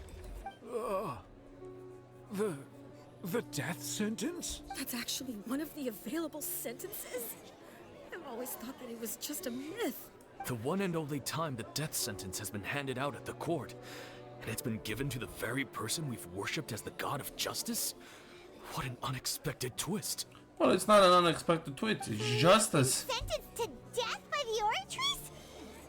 We just wanted to use the trial to show her the seriousness of things so she'd tell us the truth. How did things escalate? This outcome is indeed quite strange. According to Fontaine's current definitions of justice, as well as its recommendations for criminal sentences, is this sentence really appropriate for the crimes that have been committed? Yeah! Even Fache wasn't sentenced to death by the Oratrice. You know, the real evil mastermind behind the serial disappearances case. Instead of Furina, the Oratrice rendered judgment on the Indeed. Hydro Archon. Not only is Furina's sentence overly excessive, the very point of our trial today was also to prove that Furina has never been the Hydro Archon in the first place. But now, the Oratrice seems to have deliberately invoked the title of the Hydro Archon. What does this mean? Ha Question mark. Excuse me, if I may interrupt. You may. Is the trial still going? Fremine! You finally made it. I assume this means you've completed your mission? Mm-hmm. Any mission Father assigns to me will always be top priority. With some help of the Fatui for begin. Is that the first prophecy slate? Huh. So the knave privately arranged for Fremine to try and find the missing slate. I looked everywhere and finally found it at the bottom of the sea. It took me a long time to get around some dangerous stretches of water. But has the trial already concluded? Then doesn't that mean I've come too late? Oh no. Father will be disappointed in me. Don't worry, the mystery hasn't been solved yet. Thank you for your hard work, Mr. Femine. Please allow me to review the record left on the slate. Traveler, I believe that you have already seen the other existing slates, and would like you to come here and confirm their contents. And now our dear traveler's gonna have a vision. What is it? This looks like the previous Hydro Archon realizing her divine power, turning oceans I believe I've into now made humans. sense of the Hydro Archon's crime. It has to do with Fontaine's lost history. Hydro Archon's guilty of deceiving people? Oh, wait, no, that's Furina, and we've already proven that she's not the Hydro Archon. So when you say Hydro Archon, do you mean the real Hydro Archon we've been kind of talking about? In truth, everything that you've encountered in Fontaine up until this point can be traced back to the contents of these stone slates. However, I'm uncertain as to how much sense they currently make to you.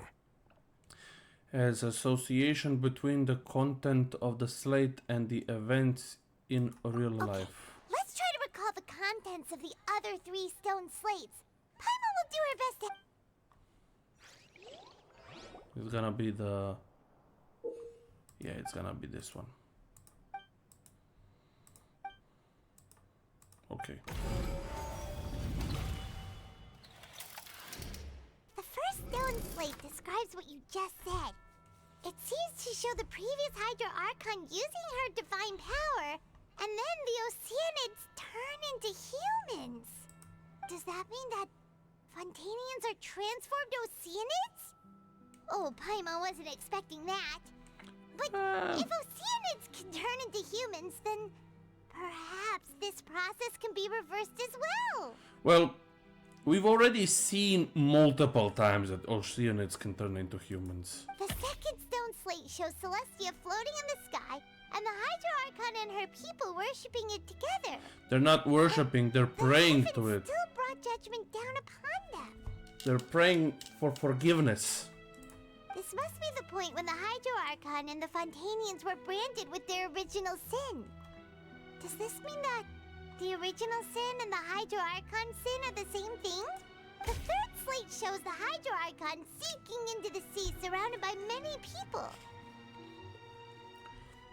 Yes, she split Furina. Didn't we also watch that happen to someone else? Well, the fourth slate is the prophecy the Fontainians have been talking about. People dissolving into the sea, the Hydro Archon crying on her throne, and so on. And this has already happened. We didn't believe just that now. such a crazy disaster could happen at first, did we? But after that incident, it was just a question of when and not if.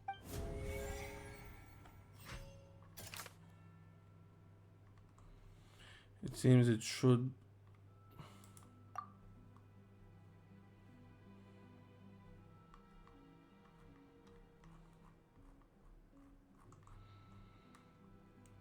It turns out that you can dissolve the water from primordial. We know from the case of the serial disappearances of young women that Fontainians can be dissolved in primordial seawater. Yes. And the first stone slate tells us that long ago, the Hydro Archon used her power to turn Oceanids into humans. This might be the reason that Fontainians can dissolve. Okay. Second why. Wait. It shows Celestia floating in the sky and Hydro Archon, her people worshipping it, but the heavens still brought judgment down upon them. Don't will it believe the order to give guilt. He judged him guilty. After the court proved that Furina was not the Hydro Archon, the verdict that the Hydro Archon guilty to be punished via death sentence. Perhaps what is about to take place has all happened before. The true sin of the Hydro Archon that Nervalet mentioned, and the original sin cast down on the people of Fontaine by Celestia, as recorded on the stone slates.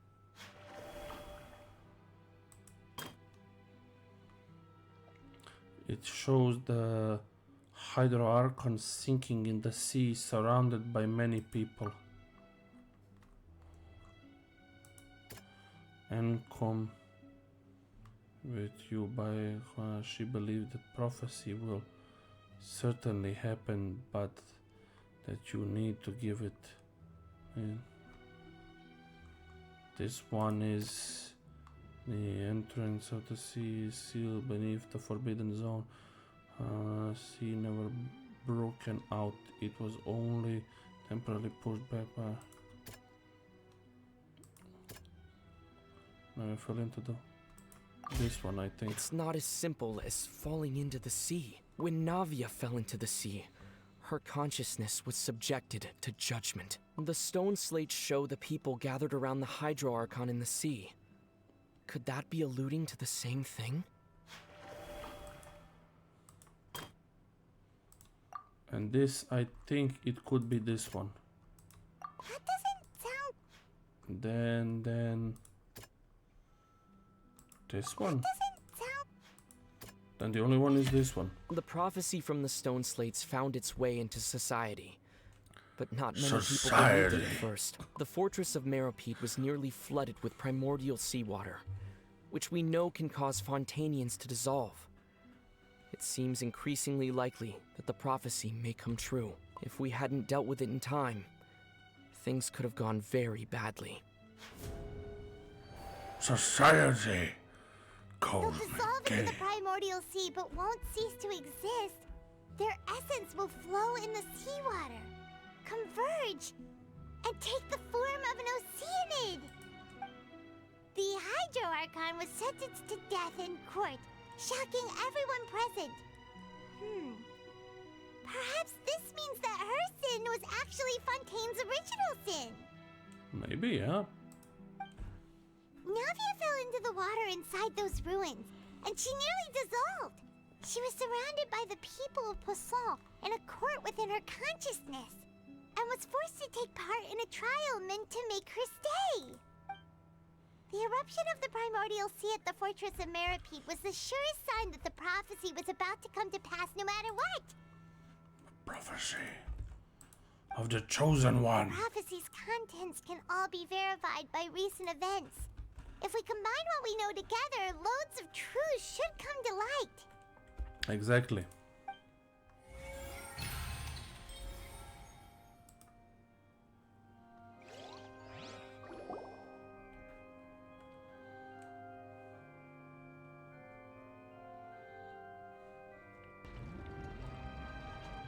Huh?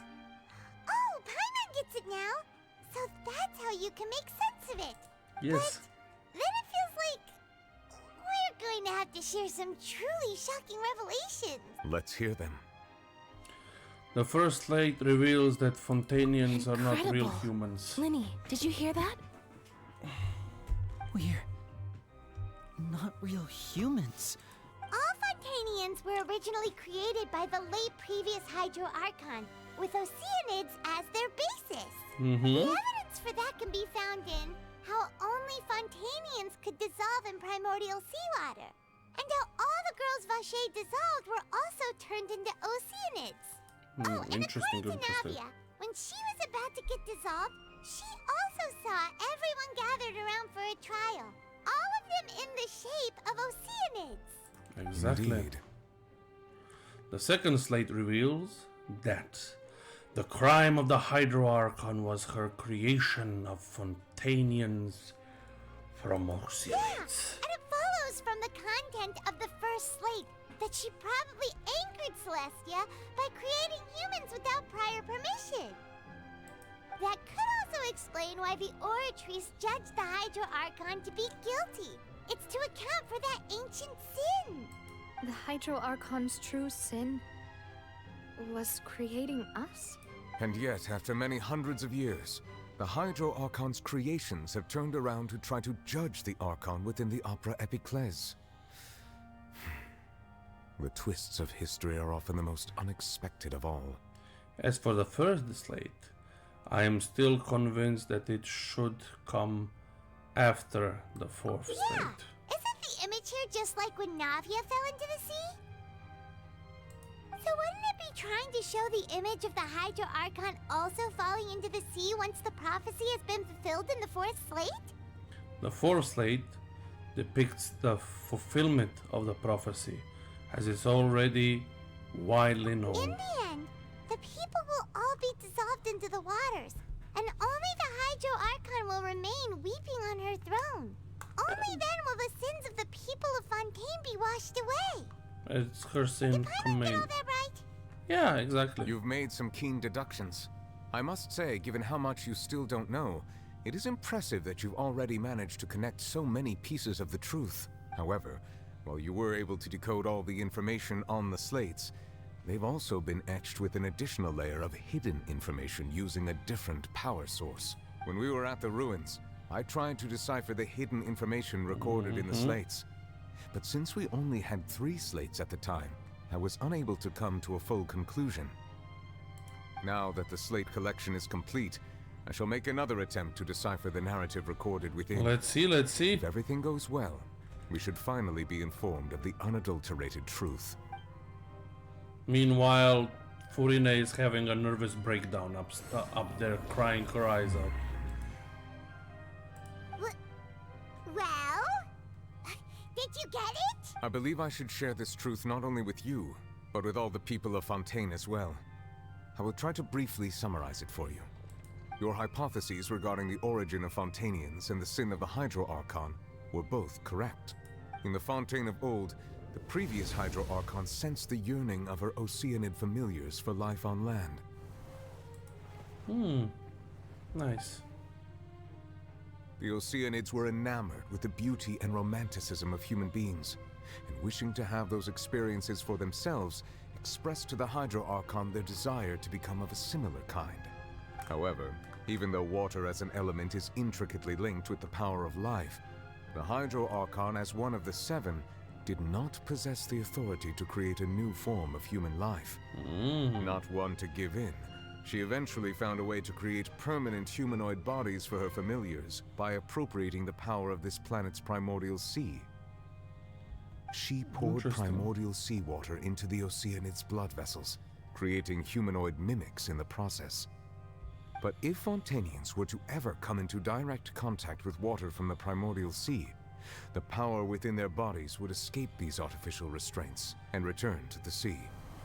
As a result, their forms would collapse, and they would be reverted to their original forms as Oceanids. Interesting, very interesting. Of course, the Hydro Archon never received permission from the heavenly principles to create a new human race. And thus, the Hydro Archon and all of her creations came to shoulder the original sin of appropriating the power of the primordial sea. Okay. That is the true history of how the people of Fontaine first came into being. So we were all Oceanids before we turned into human beings? That's way too much information for me. I think I'm just going to pretend that I never heard a single thing. Wait, but if that's the truth, we can't let the Hydro Archon be sentenced to death. After all, her only sin was creating us. This really might be too much information for your regular Fontainian, but it does answer a lot of our questions. Alas, your hypothesis regarding the 3rd and 4th stone slates was inaccurate. The slates' respective positions are, in fact, correct. So they are in the right order. What is the 3rd slate supposed to represent? A key point of the visual on the 3rd slate is how all the individuals depicted in the water are humans rather than Oceanids. They have not been dissolved, which implies that the water depicted in this slate is not water from the primordial sea. The nation of Fontaine is the nation of Hydro, as well as the nation of trials and justice. Instead of being the literal element, the water in the scene symbolizes judgment and justice. You may also recall Navia's experience. When she fell into the sea, her consciousness was surrounded by that of many others who intended to hold a trial to determine her fate. So it was just prophesizing that this will happen. Therefore, The meaning of the third slate is that the people of Fontaine shall try the Hydro Archon at the Court of Justice. Yes, it refers to our present situation. I think I'm following now.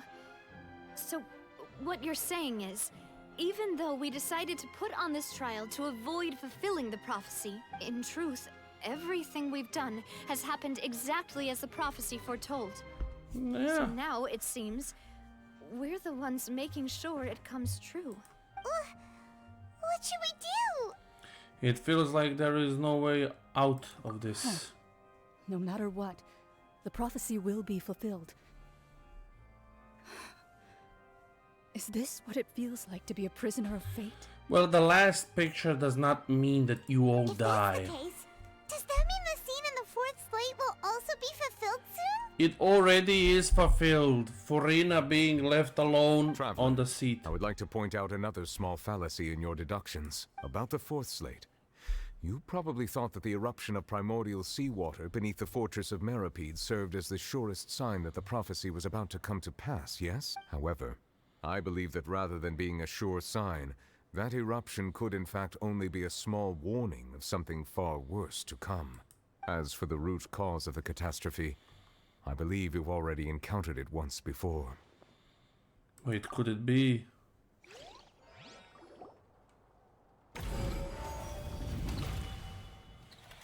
Could it be child? This eruption was just a small warning of the things to come. We must find the root cause of the disaster.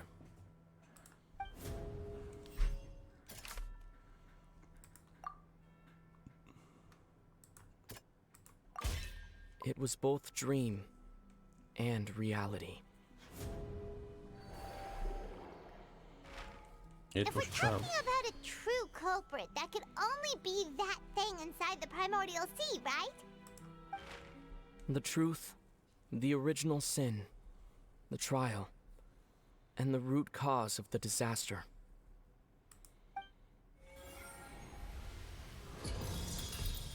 Oh my god, it's changed to abysmal colors.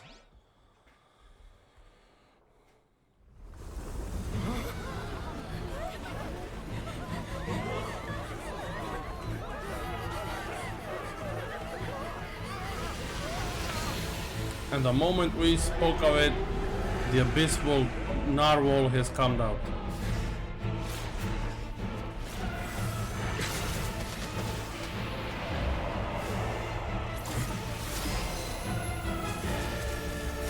Come on, Furina, it's your time to shine.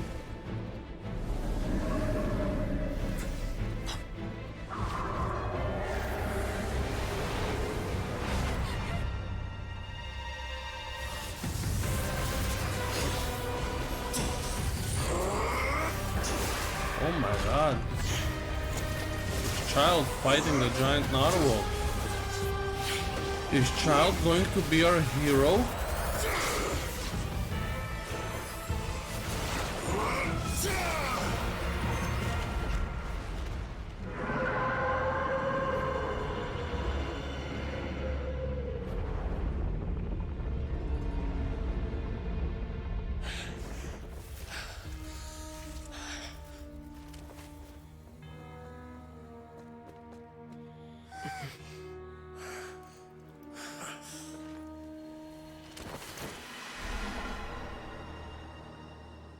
Jesus Christ, what the fuck?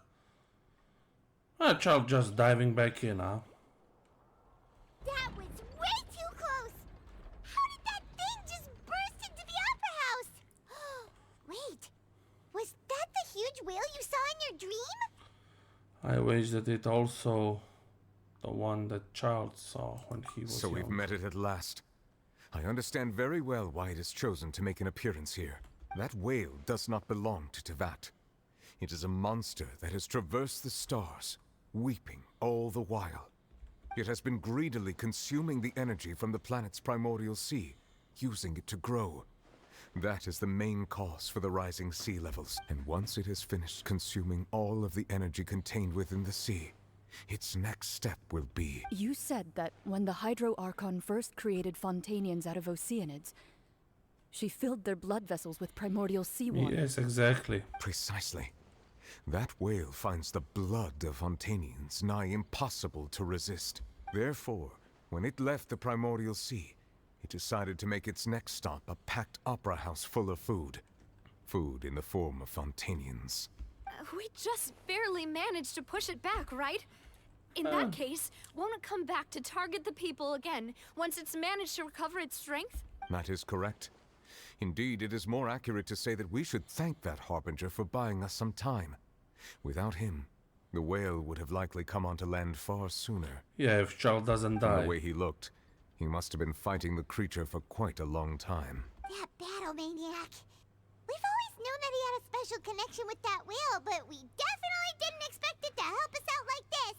Anyway, now that we know that this whale is the actual cause of the disaster recorded in the prophecy, all we need to do to stop the prophecy would be to find a way to beat it up, right? It is too late.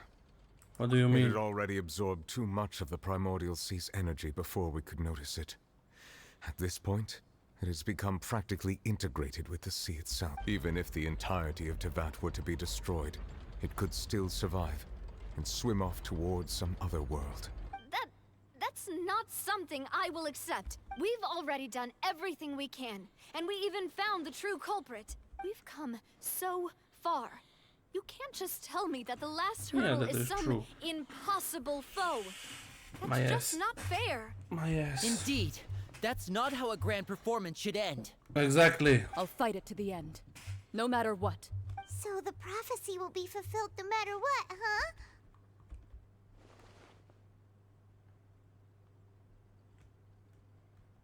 The prophecy. Yes, what has been prophesied will be fulfilled. You may view such things as the history of the future. Mm-hmm. After everything, it still turned out like this. We could fight against fate. Wait. But if this is all about fate... Just as prophecies are usually only the future as seen from the perspectives of the gods, could things be happening in hidden corners where the god's gaze does not fall? But why doesn't Furina have Ultimately, power? Fate shall serve as your only guide, no matter what will happen in Tevat's future. All you need to do is to play your part. Could it be that even if the prophecy will be fulfilled, there will still be a way to save everyone? Did I miss something? Yes, you did! Wait, I forgot about Furina. What was it that she wanted to say in the box? Wait, is her real secret...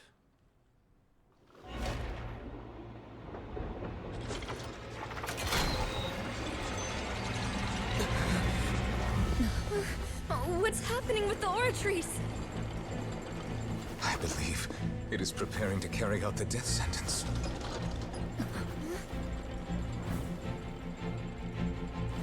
Furina!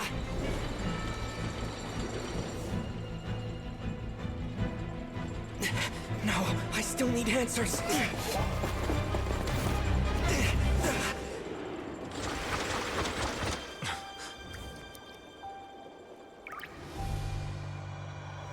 Oh my god, let's see, let's see.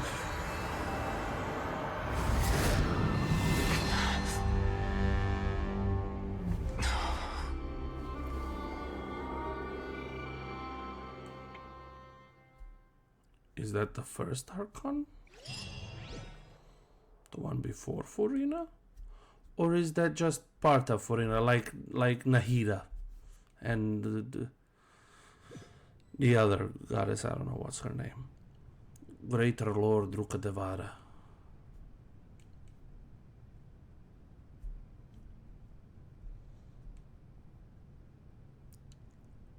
You.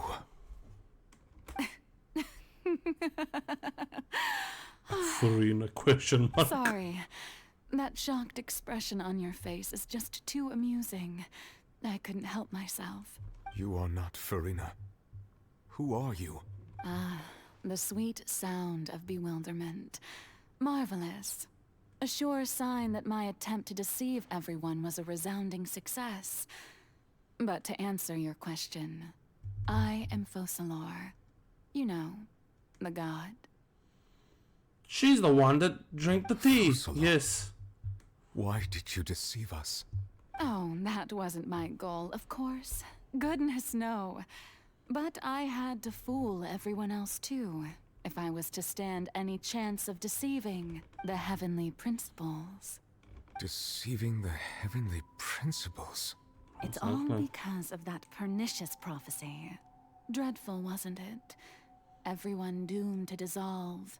Fontaine condemned to be flooded. One was not amused. In fact, one was positively bemused when that problem was thrust upon me by my dearest predecessor. That's the former Hydro Archon Egeria for the uninitiated. It hardly gets more disastrous than a preordained national catastrophe, now does it? She knew full well that the prophecy would surely come to pass. And as one of the seven, she also knew full well that one defies the heavenly principles at one's peril. So yes, as you have no doubt surmised, it was a rather impossible situation that I found myself in. I was right. I was right. So she was somewhat cursed. I spent a terribly long time mulling it over, alone on the ocean floor. And I was almost growing barnacles by the time I finally realized there was only one possible solution to this confounding conundrum. I had to outwit the heavenly principles, allow the prophecy to be fulfilled, ostensibly at least, while saving everyone at the same time. And she did. I'm a genius, I know. I can only assume that's why Egeria chose me as her successor. Although, looking back now, it was hardly the inheritance one dreams of.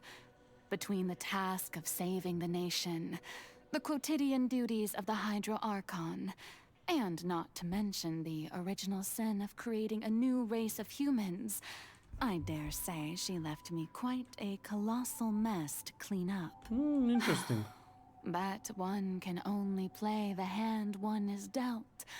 I did not choose this, any more than I chose to be one of her Oceanid familiars. So you were also once one of the Oceanids, transformed into a human by Egeria's hand. Yes, I was. I always dreamed of becoming human. And I still do, even now. In my eyes, to be human is to be part of the greatest opera ever known. Fuck you, Mahoyo, because now I will have to eat my own fucking words. After becoming a god, I separated my divinity from my body and spirit, leaving behind only a self that was as naive and bewildered as my past self on her first day as a human being. The me you see before you now is that divinity. And the human counterpart I left behind, I named Furine. She could feel joy, sorrow, and everything in between.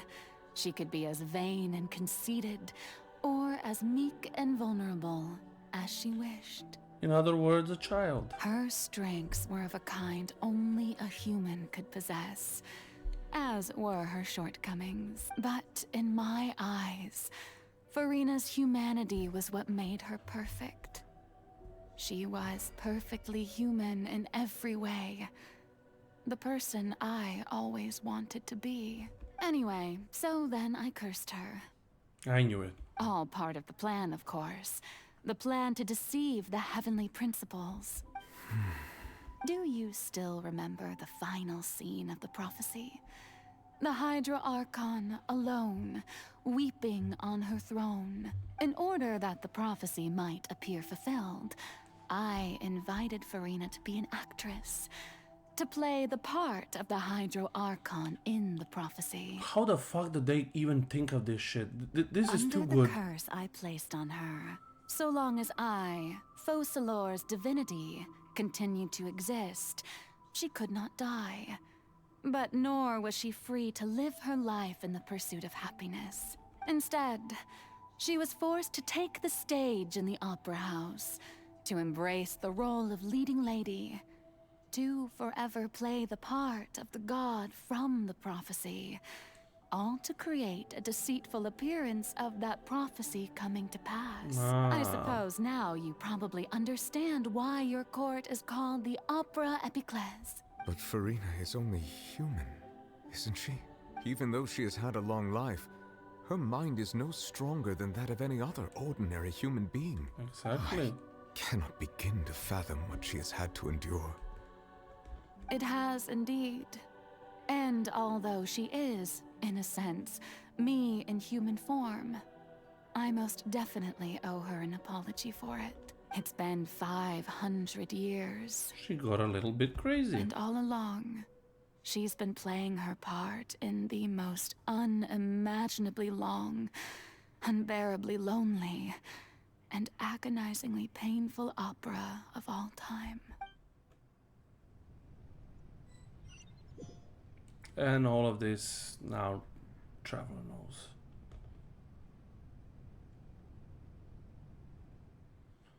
Came into contact with Furina's tear. If I remember correctly, tears often contain strong emotions. It's a facing strong hydrosensitivity. I can form an emotional connection just like I did with Oceanids. Wait, could it be Furina's inner world? Furina, what is she doing on stage? Wait a moment. That probably isn't Furina. That's likely a reflection of her inner self. If I can directly speak to the self, I might be able to easily get it what I wanted to know. I came here for answers. Either way, this opportunity is not to be missed. Let's try talking to her. Let's see indeed what will happen. Okay, nah, so I have to go around.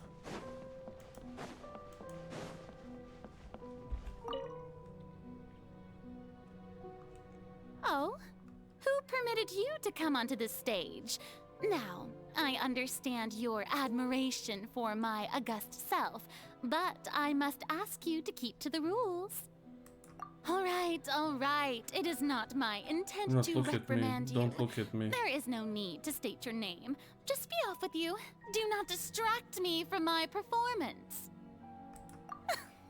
This is Oh, do not just let the jest. stage light Can you go not off, feel it? please. If only for a second. I am Focalor. The eyes of That's countless why I Fontanians can are upon become me. I myself must, again. at all times, display the utmost elegance and nobility.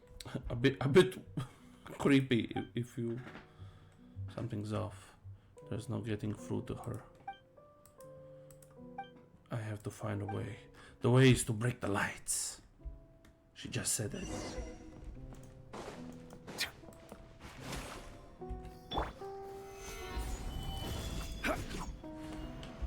Dear audience, the performance is experiencing a technical difficulty, but worry not. The guards shall resolve it soon.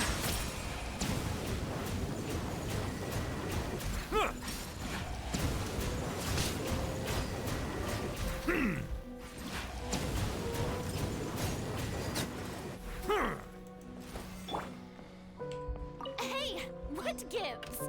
The audience is still watching me, you know. Guards? Wait, where are the guards? Guards! Ha! Embrace the ice!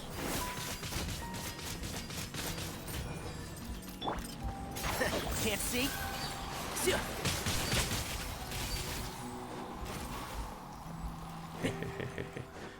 Keep up. Now we can talk to the real one. To the puppet. Speaking of which, I think I just received some sort of signal. Was that her true voice? A ticket.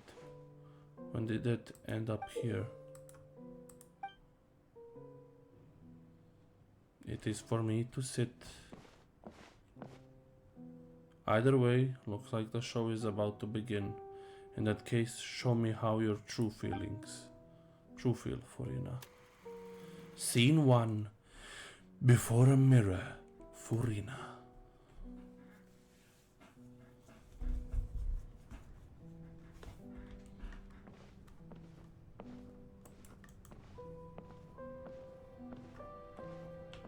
I like the design she has.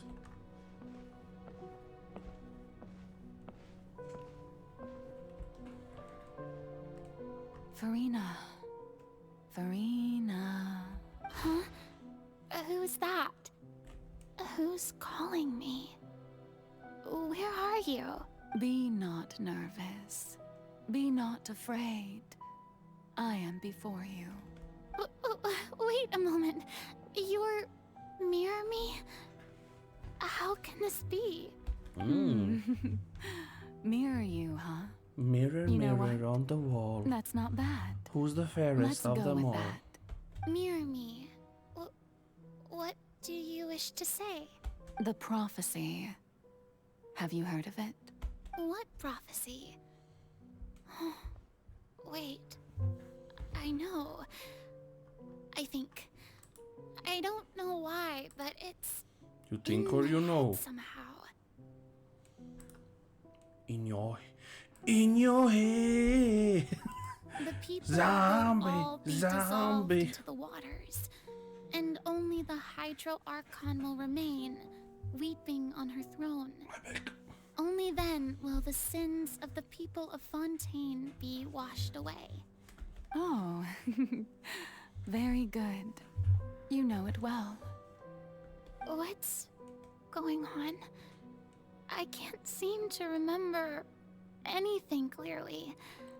The only thing I know for sure is this prophecy. Will it really come to pass? Maybe it will, maybe it won't. Yes, it will. And that is why I've come to you. My butt, Disaster will come to Fontaine sooner or later. Things will develop just as the prophecy declared. There is no escaping it. But doesn't that mean everyone will die? I'm a Fontainian just like them. Will I dissolve too?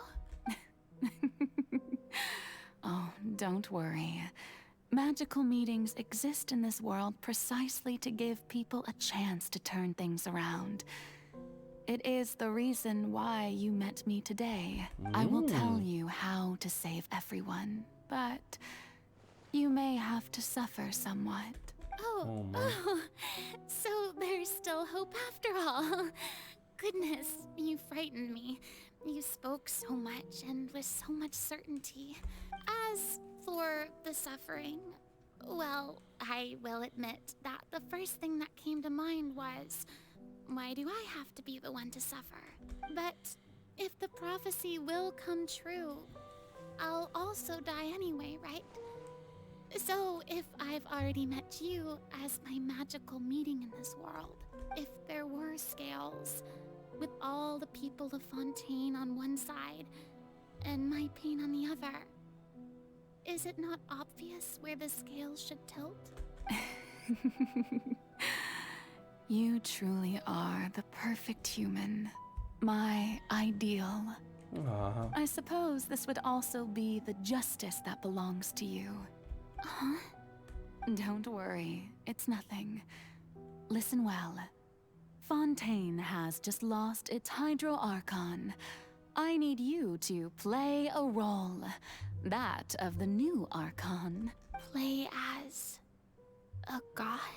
That's right. You must begin a never-ending masquerade. You must never let anyone suspect your identity. If you can keep it up, then I shall have my way of defying this prophecy. But should your identity be revealed, then all hope will be lost. And then when she thought maybe she can tell him in private because he's not from this world. But how will I do this? A human assuming the role of a god without being exposed. Don't worry.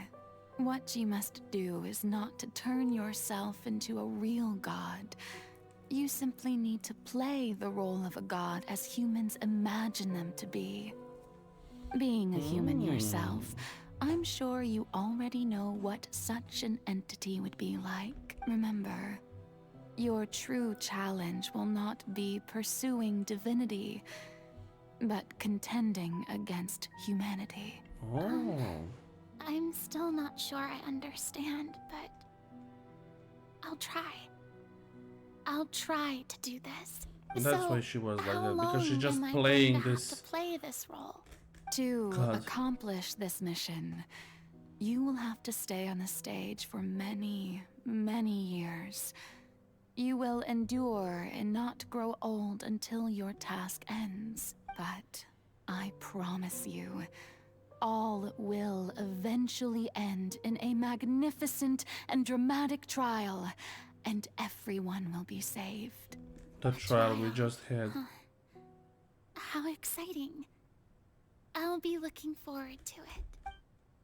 The trial we already had. Accessing speed. Speed, Furina.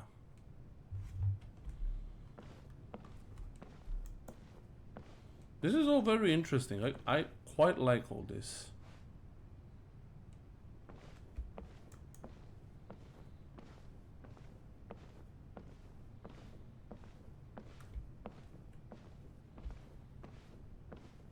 I thought I'll just have to walk to it, but nope.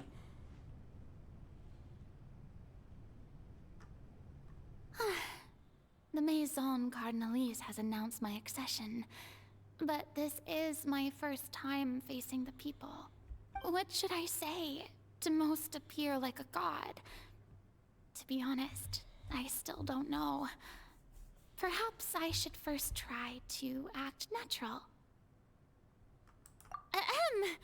Ladies and gentlemen, good evening, and welcome to the Opera Epiclese. I'm sure you've all heard about how I have taken on the role of Hydro Archon. Indeed, I am Furina de Fontaine, your new Archon. In truth, I know little about becoming a nation's new god, but it will be my honor to guide you all.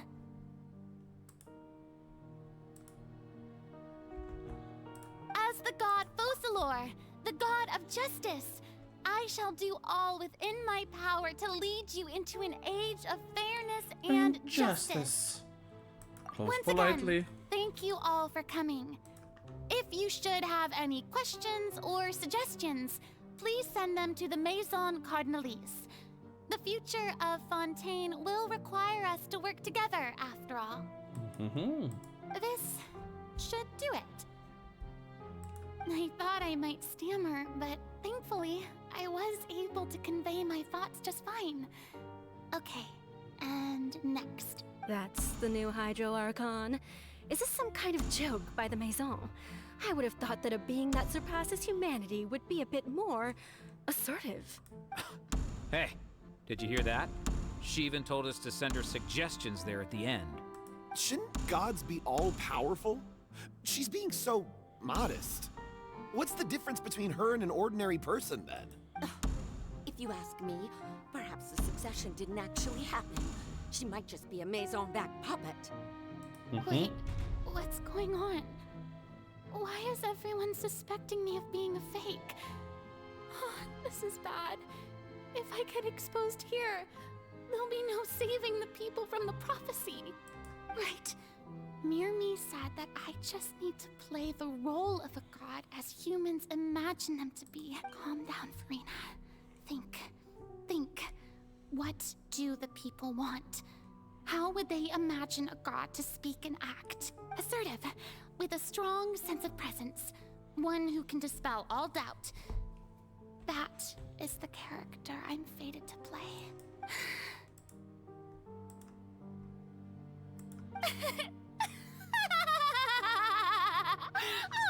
Oh, very good, my people. Only ones such as you are deserving of my rule. Now, I was wondering, if some weak puppet were to one day come onto the stage and claim ownership of this opera house, would the children of Fontaine follow them? Well, It seems that you would all see right through them. Having passed my test, you are qualified to witness wondrous trials alongside my august self. Here in this opera house, you may consider my previous act a door gift of sorts. I thought it was a debut that suited the atmosphere. Now then, let us be reintroduced. Ah, so that was just a performance. How could I have forgotten that we were inside an opera house? Personality? It's quite shocking, to be honest, but I suppose it's a better look than before. Such a fascinating and bold deity. How wonderful! Our future may yet be bright after all. Oh my god, she did fool all of them. It seems I've turned them around. Best follow this flow and restart my accession speech. My dear people, whether you acknowledge me or not, whether you trust me or nay, I say to you, keep faith in your ardor for justice. We have heard it said that this nation's sins can no longer be washed away. Well, I say that justice is most fragrant when it blooms amid sin. The scales of justice should not weigh heavy in the hands of its God. On one side, it must carry fairness and justice. Very nice, very nice. And on the other, praise and applause. May law be the prayer on our lips. May judgment be our worship. Let us light the fires and drink to the future of Fontaine. And the speech. There is no trouble in this world that justice cannot solve. All that is needed is for you, my people, to believe in it. And that's heart why she and became soul. like this. Let's see. So long as I, the Archon Focalor, stand within the Opera Epiclese, so long as I stand before the Oratrice, I shall even judge the gods of this world!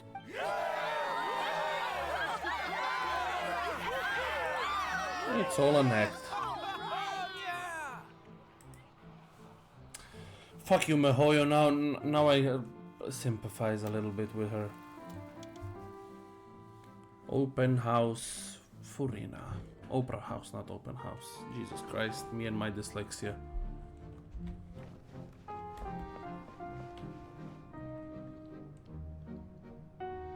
Lady Furina, here are today's case reports, as well as a summary of the follow-up for your perusal.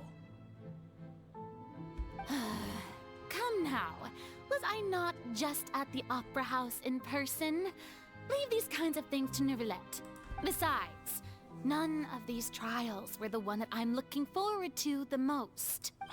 If I may be so impertinent, what kind of trial are you truly looking forward to?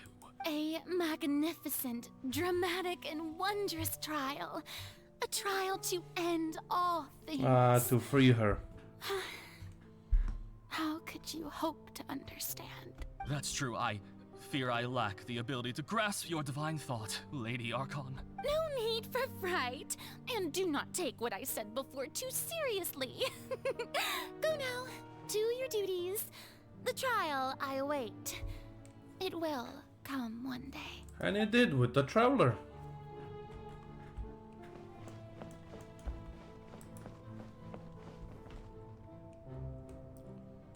Slowly Lady but Furina, surely. I don't know what to say. Thank you for agreeing to see me. No need to thank me. Or rather, thank your own sense of perseverance instead. Long have you stood in line to meet me, have you not? Oh, I'm afraid that's just an inevitable consequence of my divine charm. All right, Deoteria, is it? How is your son's illness? You remembered me, and you knew of my family, too. He is doing much better now. In fact, he is far more of an ardent believer than I. He was the one who forced me to seek an audience with you, and to bring your words back to him. Oh, good. Very good. If this should happen again in the future, please do not hesitate to come and tell me. Going down to citizens' homes every so often, while not usual practice, should serve as a fine change of pace. You're such a gentle and wise god. I mean, she was kind, but she was suffering for the people.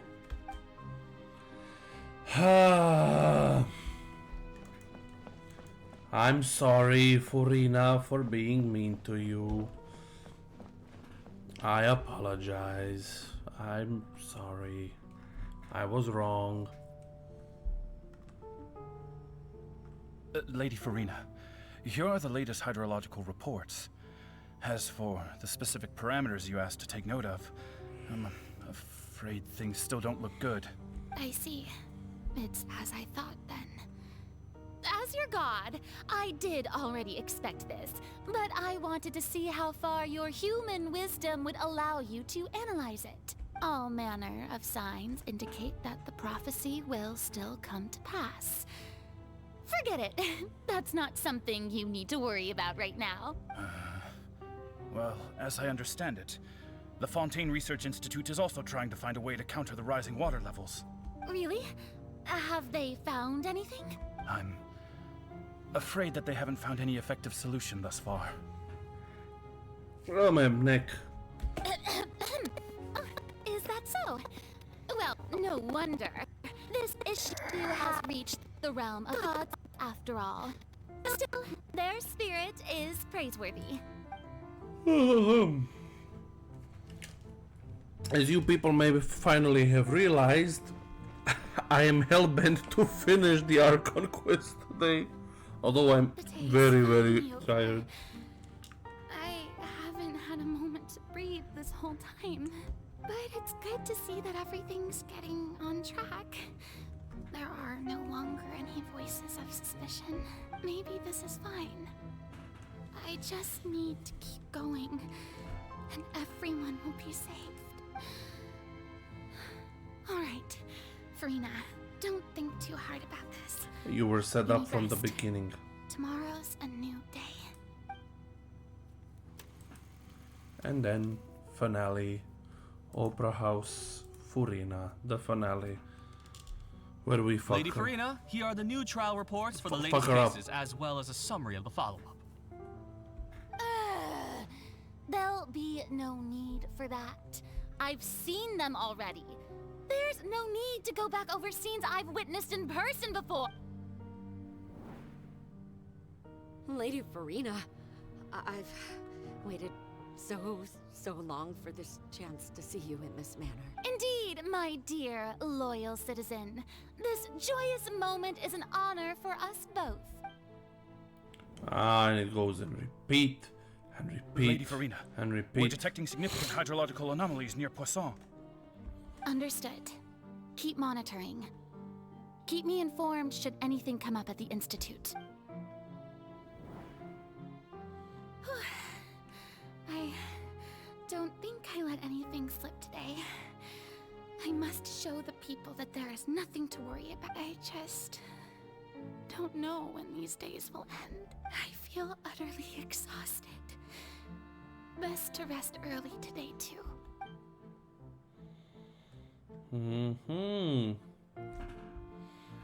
Ah, poor Furina. Fuck! Fuck!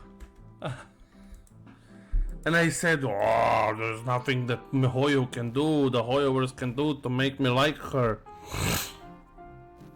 And here I am, liking her.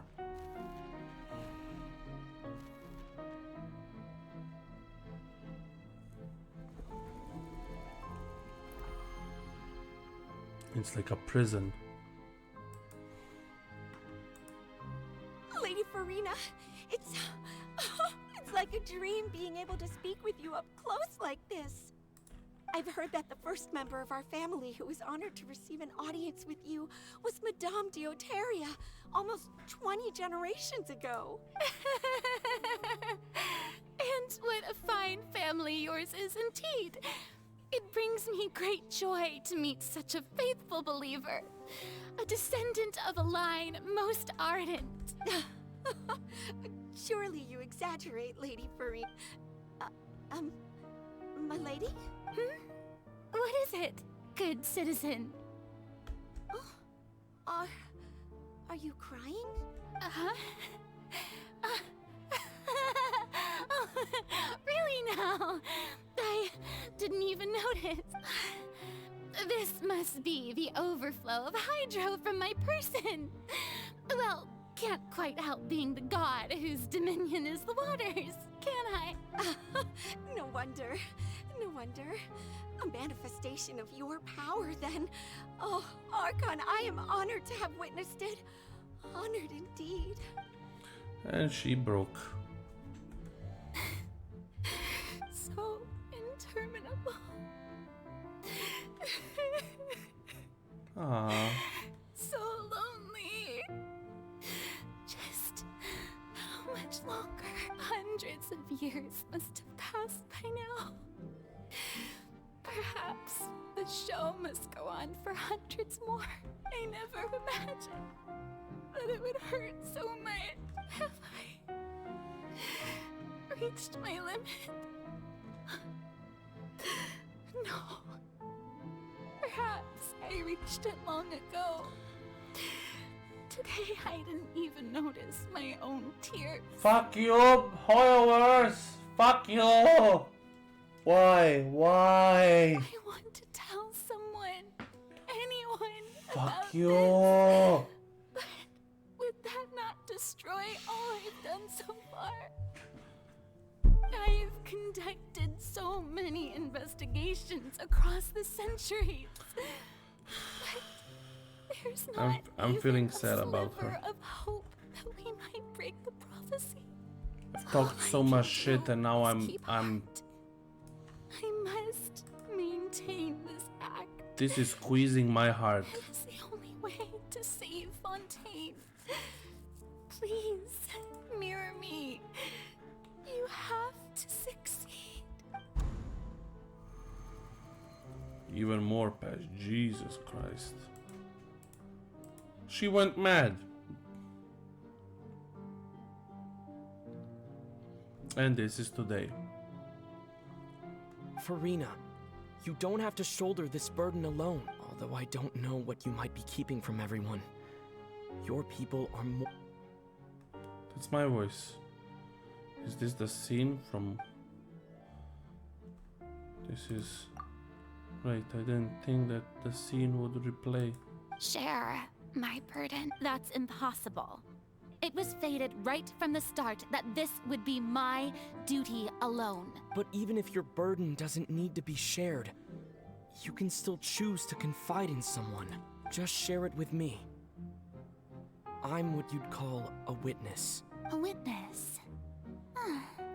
Yes, I've heard that you came to Tevat from beyond the stars, yes. In other words, you never belonged here. And if Tevat is, in its entirety, a show on a stage, then you're just a spectator. So we're now gonna see what she was thinking all the time. If that's the case... He's right. I could confide in him, couldn't I? But if things don't play out as expected, the people of Fontaine will be the ones to pay the price. No, Furina. You shouldn't be selfish. But what if it's really alright? Furina, you've worked so hard for so long. Surely it would be okay to put yourself first for once. Aww. Is it such an outrageous thing to do anyway? To find someone in whom you can confide your frustrations and sorrows? Surely it could not hurt. If you let this opportunity slip through your fingers, it might never come by again. Think about it long and hard.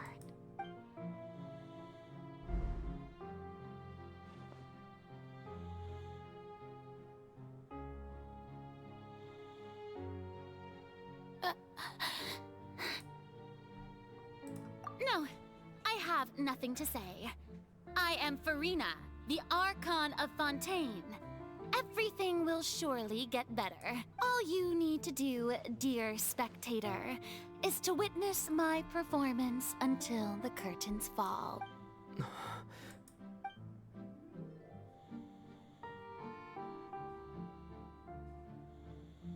You see? Fine.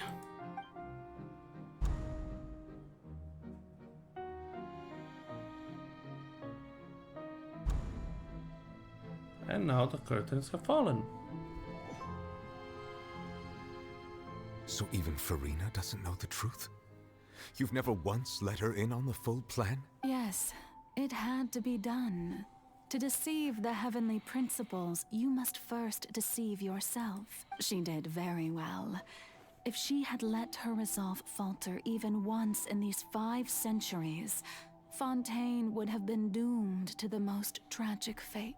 It seems that trusting humanity was the right decision after all.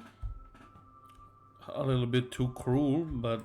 I believe that I understand how your deception works. But that is only half the truth, is it not? How would you build on this foundation to save the people of Fontaine? That is the most important thing. Ah, good, good.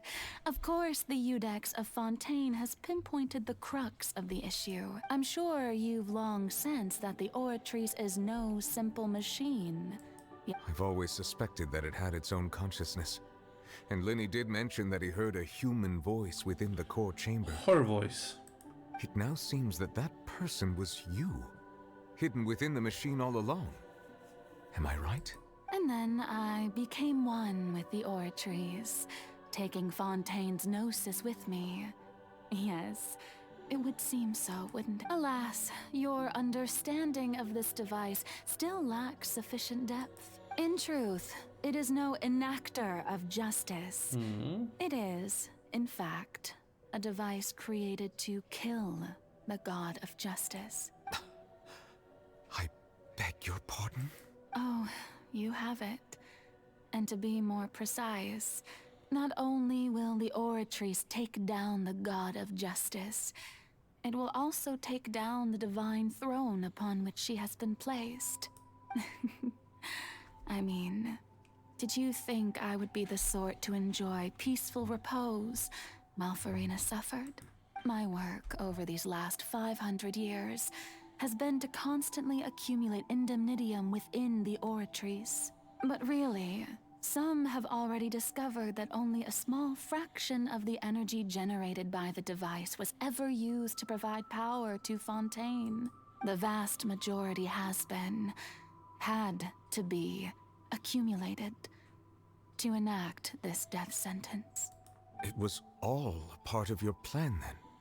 Both the trial and the sentence? Indeed. This power, accrued over 5 centuries, could have sustained Fontainians for millennia, had it only been used for that purpose. Almost all of it has now been stored within the Oratrice. Okay. But only power of this magnitude could hope to destroy the Hydro Archon's divine throne, shaking the rules established by Celestia, and breaking through the institution that is the Seven. So the Oratrice's call for death was for neither Furina nor Focalor, but for the Hydro Archon. The destruction of that divine throne. If I do not misunderstand your intent, you must be... returning what's rightfully yours to you, of course. In other words, this was all done to return the authority of the Hydro Archon to the Hydro Dragon of this planet. Oh my god. But...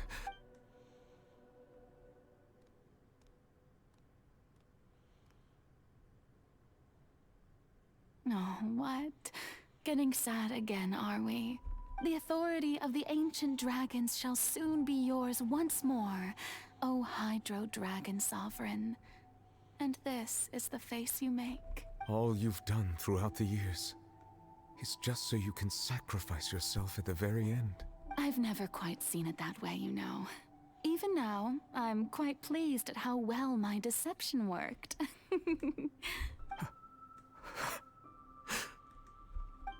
Aww. This is sad. Hydro Dragon, don't cry. I must say, had it been within my rights, I would have loved to judge the heavenly principles themselves. Were they not guilty of essentially the same crime? Egeria stole the power of the primordial sea, and the heavenly principles stole the power you ancient dragons possessed. I, for my part, am the god of justice. And is it not just that your original powers should be returned to you? Aww. Speaking of justice, I have always believed that justice lies in the process of pursuing human existence itself. I'm feeling sad, and this is all very, very nice, but just now when she said justice, the only thing popping in my head was just fit these nuts in your mouth. So, if the theft of the primordial sea's might was Fontaine's original sin, then, leaving matters of procedural right and wrong aside, the descent of the Fontainians as humans and their right to exist in this world would be Fontaine's original justice. In other words, existence was Egeria's justice, and to me, justice is the continuation of that existence, defying the prophecy and ensuring that Fontaine's people shall live on. That should be the justice enthroned over all others.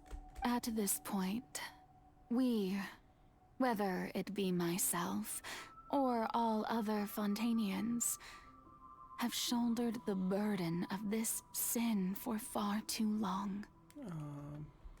Iudex Neuvillette, the highest judge in our land, when you regain your full power as an elemental sovereign, what verdict shall you pass upon us? So when I was invited to the court of Fontaine to serve as Iudex, I see now that that was your idea too. At last. I now understand the true purpose behind this position. In the beginning, I was uninterested in human existence. But these 5 centuries of living alongside them have gradually brought about mutual understanding between us. And I have even attempted to feel as they feel. You are a devious one, Fussalor. Things being as they are, surely you know that I could never declare them to be guilty.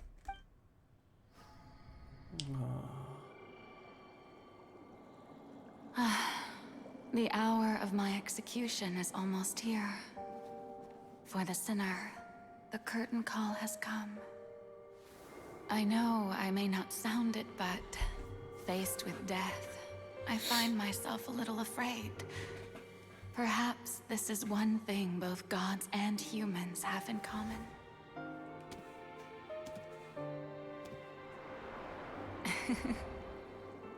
Farewell, Neuvillette. I hope you've enjoyed the part you played these 500 years.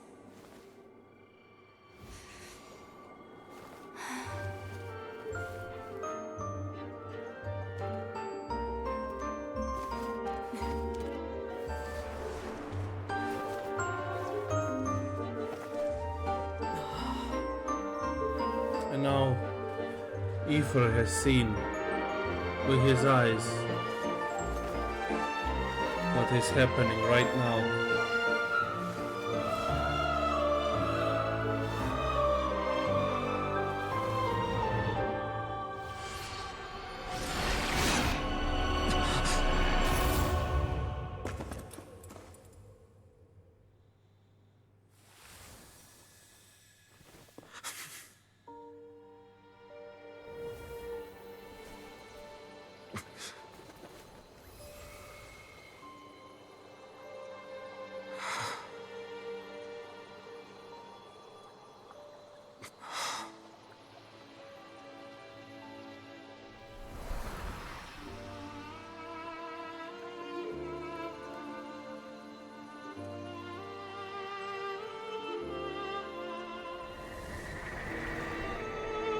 Thank you, Furina, for all you've done. From this moment on, please live happily as a human, just as I wished we could.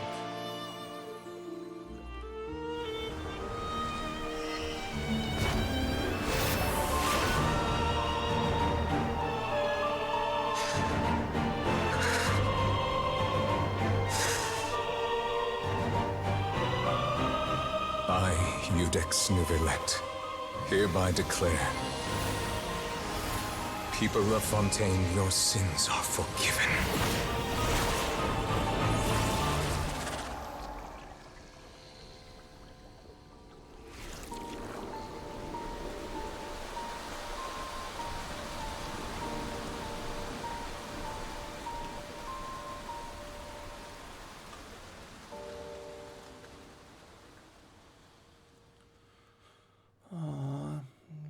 Very sad. So furine is technically just furine, not fossil or... So she at least got a chance to live. What just happened? Has the death sentence been carried out? Was that bright light some sort of misdirection? I have a feeling that something huge just happened. But since we're all still alive and haven't been dissolved, I assume whatever happened was good for us. It's time to end this. We must mete out punishment to that beast. Didn't you say just a moment ago that it can't be defeated? I have gained the strength sufficient to deal with it. Through certain means, I now have the ability to separate the power of the Primordial Sea from that creature. We should seize the opportunity to pursue our quarry. Just now. Traveler, now that the oratories can no longer function, I require an executor to help me mete out justice. The root of the calamities befalling Fontaine, the beast that enacts the prophecy. Its name is the all-devouring Narwhal. Narwhal, even in the ocean. Come with me, traveler. Causing a commotion, cause they're so fucking Execution has awesome. come. Let's do this shit. So technically Fontaine does not have an Archon, it has a dragon. Maybe the only existing dragon with his powers.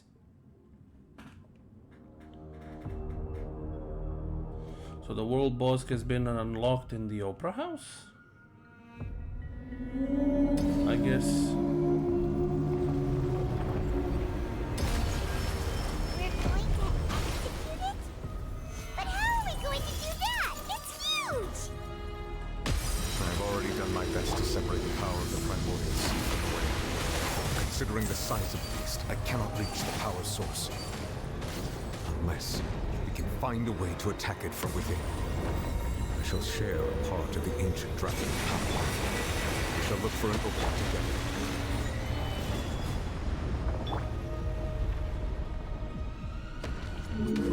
One with the force. I can feel the sorrow turning into hostility.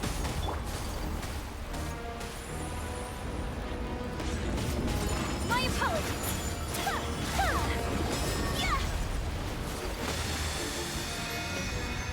Come on, don't run from me. And shroud.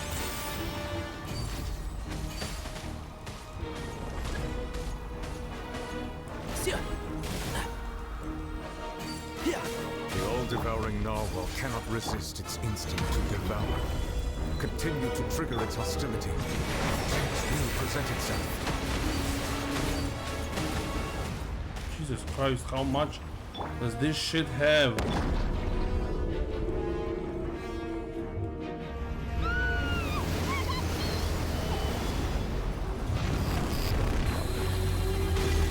What the fuck? Why is there a moving thingy over there? Scary!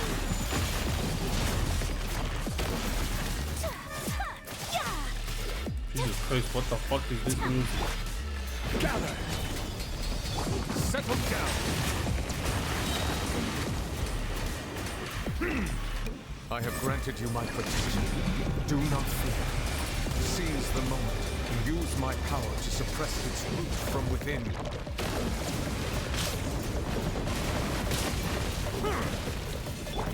One with the force. Keep up. I'll uproot you. I will have order. Solidify. Take flight. Kamisato out. Sumetsu.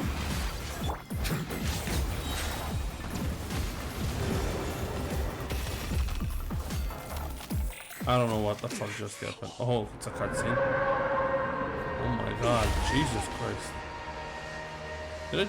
Did we just fucking kill him?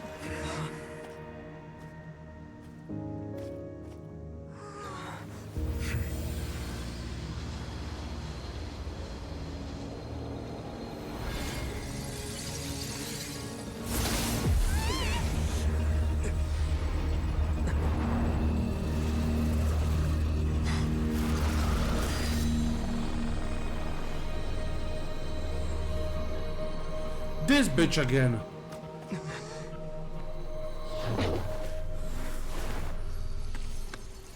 Where the fuck did she throw child? Who the fuck are you now? Wait, she looks like Celestia, Thanks for but helping with the cleanup. It should have been my job, but oh well. It was just supposed to be a short private training session for me. I didn't think that my disciple and my master's pet would start brawling in the meantime. Well, actually, I had a feeling that it would happen at some point, but they bumped into one another earlier than I thought. What a blunder. I suppose I'll have to swing my sword 3 million times as penance. That power. Who are you exactly? is she one of the whatever ether is? Hyman has an idea. From what she said earlier, she must be Child's master. Skirk, right? It's just that he gave me the impression that she was a less talkative person. I simply did not have anything to say to the weak. But you, on the other hand, managed to defeat the all-devouring narwhal without using power from beyond this world. So you may speak to me as equals. What sort of person would take the all-devouring narwhal as a pet? I have to agree. It's a strange use of a planet's primordial waters just to raise an all-devouring narwhal. That kind of power is wasted on it. It's not cooperative. It eats too much. And I have more important things to do with my time than pet sitting. The only thing that creature has going for it is its looks. All in all, it fails as a pet. Miss Skirk? I think you might have missed the point. The point being? Well, being that this pet almost destroyed an entire nation. So what sort of person is your master? Well, Child's master's master. Wait, is that right? Oh, right. So you don't know him. Sorry, I assumed you did. His name is Sir Tologi.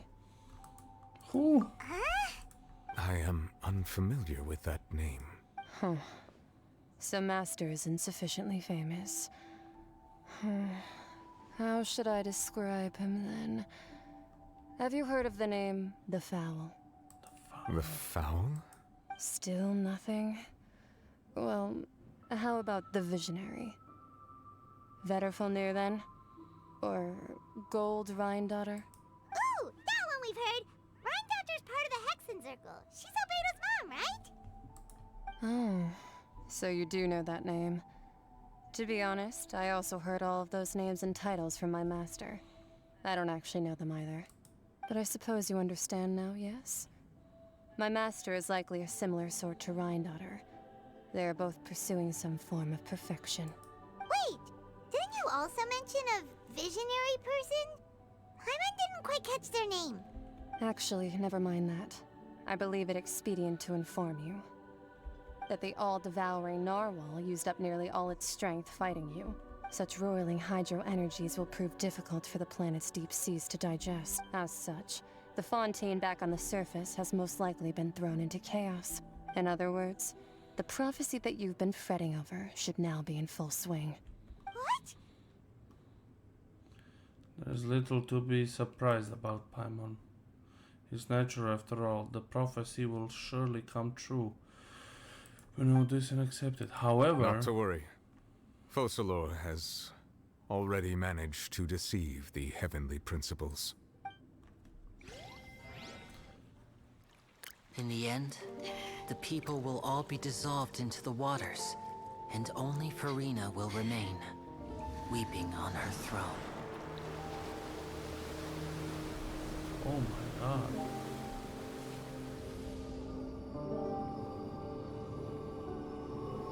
Only then will the sins of the people of Fontaine be washed away. But they were on Wesley's ship, right?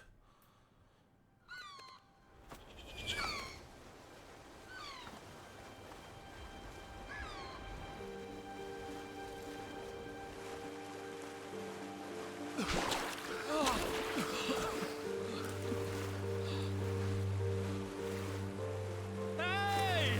Help! Over here! Oh, so Novelette diluted the water.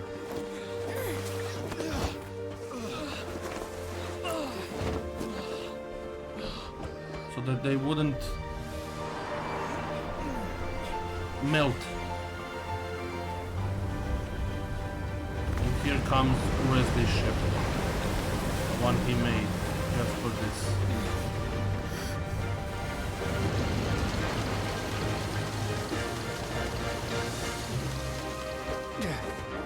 All hands, initiate emergency rescue!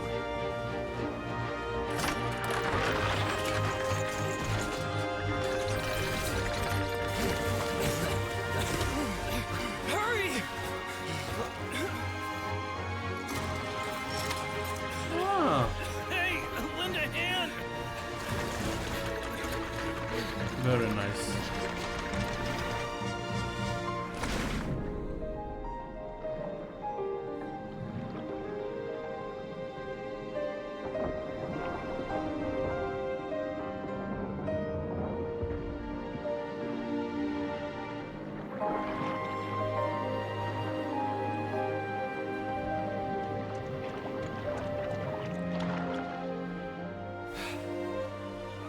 Look!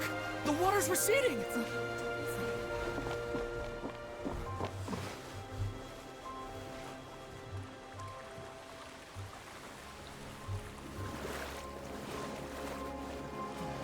It's a miracle! Water's receding. We didn't dissolve. The prophecy was wrong. The prophecy was wrong. Ah.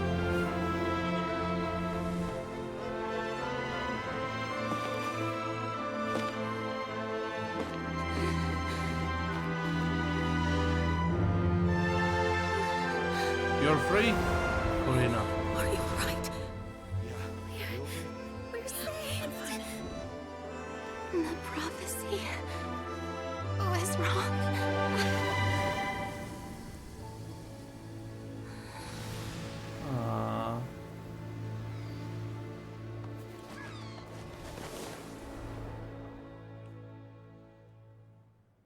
That's nice.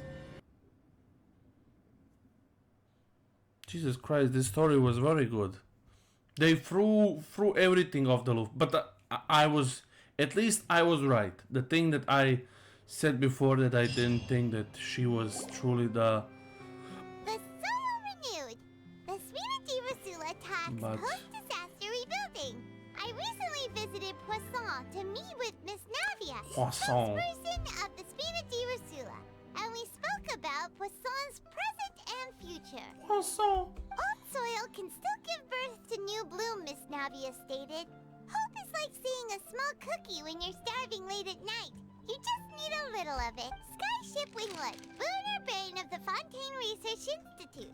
The various disputes that have arisen on account of Mr. Edwin have suddenly become a shield over the Institute, with Jurier turning out to be a once overlooked hidden gem.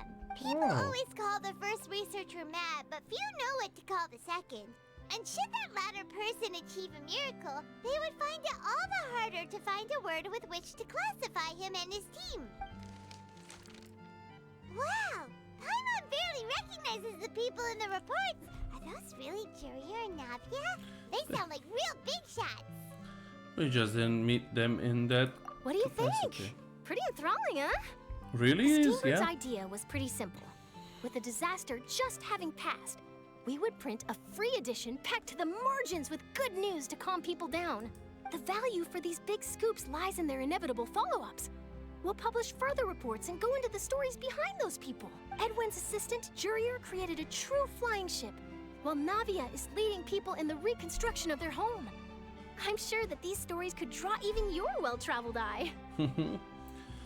The articles do make me curious about how things will play out. Curious too! Wait a minute. Didn't we watch everything happen from start to finish? What's there to be curious about? And that's exactly why I'd like you to come conduct interviews with me. You're the best incubators of news, if you haven't noticed. And also, with you around, I'm sure I'll get to see that Duke. Are you sure? Hasn't he turned you down several times already? Oh, this time will be different. Come on, let's head to Poisson first, and then make a trip to the fortress. There are some things you'll only know when you get there.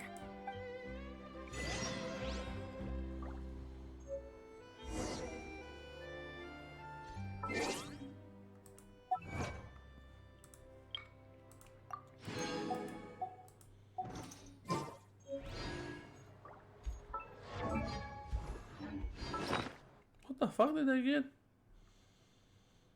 Treasure among stars.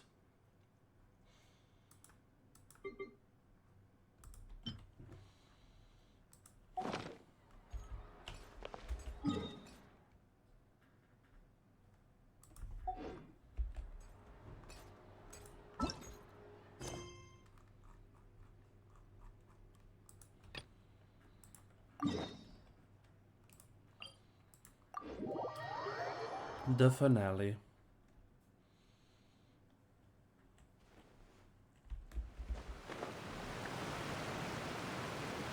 So wait, now I'm wondering one thing. I mean, probably we'll see it at the end, but does that mean that the Navia! Genosis is destroyed too? Oh, it's you. What brings you all here? Hey, we're just having a look around. I'm here to update myself on how things are going here. Oh, the Fatui are here too. Let me introduce you. This is Mr. Garunt Snežević. He represented the Knave in sending us a large amount of supplies. Snežević. And is helping with our work. Jesus Christ. Our residents are hard at I love work as how well. the names Thanks they to put. everyone, work is progressing nicely. We've lost. Hello, Miss Charlotte. I'm a big fan of yours. I especially like that article you wrote last year about Fontaine's stray cats. But if you don't mind, could you not emphasize our role too much in your report? It's not charity we're doing here. We just happen to share the same interests as Despina. I get where you're coming from. I'll keep it as simple as possible. Or would you be willing to feature as friendly neighbors? That would be fine. Thanks. Oh, Yeah, you're the back Fatui too. don't like the. How are things? We finished laying down the construction materials. It'll be another hour before the workers are able to go over there. Huh? You're here too, Clarion? Well, her reputation's greatly risen after that whole duel business with Miss Farina. So she's here in Poisson to wait out the heat. Miss Farina. All right. She really came here to help me out. There's too much to consider in the reconstruction of Poisson. Poisson. Despina has need of more decision makers. Poisson. And, well, I do already happen to be connected to Mr. Callis. Oh, wait just a moment. Do you mind me asking a few questions? You know, about how you felt before the duel, about what it was like facing down a god. There's lots of exciting material there. Mr. Callis. Forget it. I'm sure you can find a better theme than that, Miss Charlotte. Ah, the father of. I see you're the same as always. Couldn't you do me a favor, for Navia's sake? Well, if we're talking about doing things for my sake, you might as well just take a few more photos of me. Or of the Traveler. It's better than wasting time persuading Chlorand at any rate. Of course I will. I'm not gonna let him off that easy. All right, then everyone who wants to be in the photo, gather up. And smile. Ah. How did it go? Was it a good shot? Did Paimon look cute in it? Of course it did. Paimon always Not looks bad. cute. Your addition really helped the composition of the picture. All right, hang on a moment. Let me snap a few more shots. Paimon's always cute. All right, that should do it. I'll be back here later anyway, so let's call it a day. You're very quick. Speed is of the essence when it comes to the news, and freshness is the key. Also, not to brag, but I'm pretty good at building connections. Who knows? I might eventually get that interview with you after all, Miss Clorand. Wow, you really do have that never say die spirit. I'm impressed. Of course, she's a reporter. I'll hazard a guess that this is how you got that interview at the Fortress of Meripede. You already knew she was going. Whoa, you're well informed. Let me make a guess too. I asked Sijuin, who told Monsieur Nervillet, and he told you, right? That's a very complete information chain. In truth, all Monsieur Neuvillette asked me was, when did the fortress become so friendly towards the media? I told him that it was best not to speak too soon. There's no guarantee that Ridesley will make a personal appearance. You're right. I've got to treasure every moment I have with them. In which case, I'll be making a move first. Stay safe now. And tell me if you hear anything interesting. I'll treat you to afternoon tea in exchange. Interesting. Quite nice. Dippa Dappa. Whoop. In we go. Into the fortress of Marapede. Very long time since we came here. Yes, very long, very long. But I like how this resolved. They did it quite... Technically, they did everything quite quickly. How usually Hoyoverse drags the story along. This one was very quickly done. And always full of action and mystery. And I like it very much. I cannot say I don't. But again, there's a lot of questions now that I have. We're here again, huh? And what will There's a happen real next? nostalgic feeling to this place. Looks like you've been missing us. A little bit. Duke, did you come all the way to the entrance to greet us? Of course. I'm here to welcome you and our dear Miss Charlotte, whom our good head nurse recommended to me. It's an honor to finally meet the much-rumored Duke. Thank you for consenting to my visit to the fortress, sir. No need to thank me. But that said, I shouldn't be the focus of your interview. I trust you recall our agreement? Of course, of course. All right then, this way. Wonder what it is. Ah, them two. Hey, no need to be so nervous. I've already taken all the photos we need. Miss Charlotte, do these pictures really need to be published on the cover of the Steambird? It would seem that Miss Lorvine doesn't want her face to appear beside that of Mr. Jurier. Sir, please don't say things like that. But it looks like dear Mr. Jurier denies it. Might this interview be very important to you then? No, I just... This is my first time being interviewed, and I'm very thankful to the Steambird for... Now, I might not look it, but I actually did meet Mr. Edwin once. And I'll be honest, I enjoyed chatting with you more. You've definitely got more of that genius vibe going on. The boat that brought about a miracle, the ark that saved the people. Why, you recreated a myth back there, like an emissary of legend. Yeah, like Still, Noah's if I Ark. might ask, where's that flying ship now? Huh. Looks like Charlotte's trying to get herself another exclusive... I have to apologize, but that ship is presently in the bowels of our factory. I'm afraid it won't be easy for you to get a shot of it. Really? Well, then in that case, could I have an interview with you to make up for that loss? She really does know how to squeeze opportunity from... You already know my answer, I'm afraid. Best you interview our head nurse instead. Or perhaps you'd like to take another photo of this couple of researchers? Did you really have to use the word couple? I just wanted to comment about the word couple. Then 2 solo photos will do. Is my hair messed up? Please, someone help me have a look. Things sure are getting pretty lively here. We've seen this kind of thing. Oh, seems like everyone's here. Would any of you like to try this new drink I came up with? Nope. Siegeween. Hey, Miss Charlotte. Why don't you, take some pretty photos of our head nurse? Sure. Come on, Miss Siegeween. Over this way. Let's find a brighter spot. Huh? Sure. Do I have to smile? So, Oh, she's so how cute. have things been at the fortress? Cutie patootie. Same old, as you can see. Ah, Fontaine's look undergone at some him in the changes, but This background. place is still more or less the same. Other than that flying ship, it got a tad too much attention, I think. That's why I decided to let the interview go through. We should direct more public opinions toward the behind-the-scenes heroes. Am I right, Mr. Jurier? Miss Lorvine? You're too kind, sir. I believe that you Aw. too should have your day in the sun.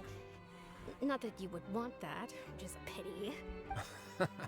I'll just leave the spotlight to you two. Quite nice. You walk with Worsley for a I while. see. Lots of things happened that day, huh? Anyway, regarding that Harbinger, I'm not sure you remember, but his 3 young followers are still waiting for his return. He sure did win them over, huh? I'll tell them that there's good news and bad news. The good being that their boss seems fine, and the bad being that they must face extended sentences for abetting his escape. Oh, actually, what about you? Are things gonna change for you too? What change can there be? The fortress will keep chugging along, and so will my duties. As to what Miss Furina's departure will mean for the nation, and if our laws and governance will be transformed, we'll leave those to the folks in the overworld. Hey everyone, the photo shoot's done. Otherwise, the new ruler, also known as Good. Idux Monsieur Novelette. Thanks for your cooperation. Come on, Traveler, let's go. Till next time. There'll be a next time? Maybe. Who knows? I might write a story about the underwater factory next time. All right, last stop, the docks. Why the docks? Is Furina leaving Fontaine on her own journey? Because she's finally free, she can do whatever she wants. Maybe that's the end of the story. Furina goes travel the world. It would be nice for her. So she can finally be herself.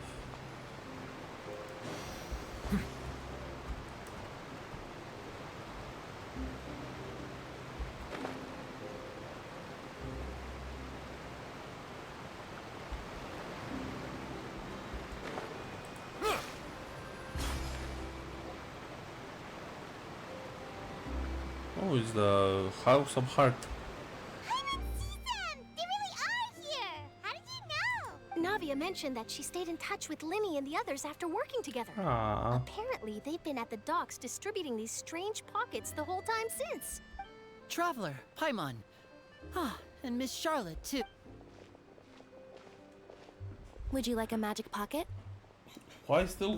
What sort of gadget is it? Magic pockets. It's a wondrous bag that can be used to carry many things. The water level has returned to normal, but if you see any of your things floating around, you can use this to carry them. Or you could trick a friend into doing it for you. Trick a friend? I wonder which of my friends would fall for that. I like this. You could just make a friend like Fremine here. Isn't that right, Fremine? Is this what you meant by, I'll help you make some more friends? To be honest, that sounds pretty sweet. Could I have your contact, please?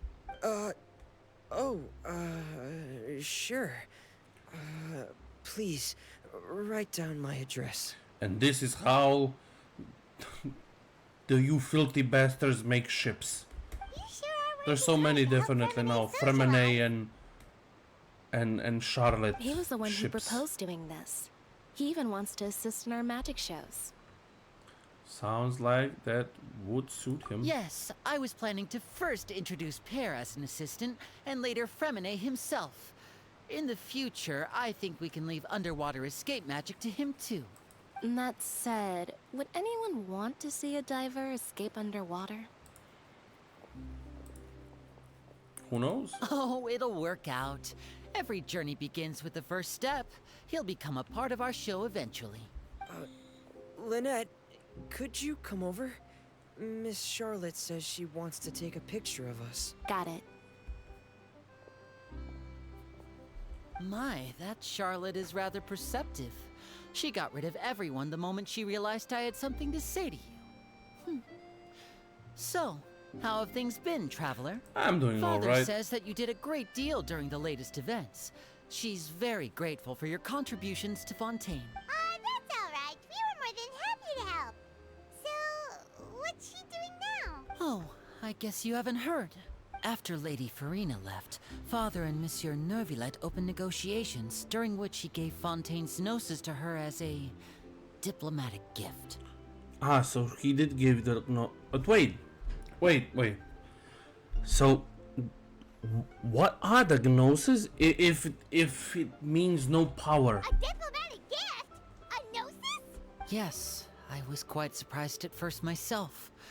But when I thought it over, there were actually a number of things going for it. It could have been done as an apology for the incident with Lord Child, or as thanks for his help in tying the all-devouring narwhal down. Furthermore, Father did also lend significant aid to Fontaine and Poisson. That's true, but this is a gnosis we're talking about. Doesn't this seem a bit... I would agree, but I've also heard that it seems that Monsieur Neuvillette has had a significant change of heart regarding the matter. for this the only nerve? I suspect you'll have to ask him about that yourself.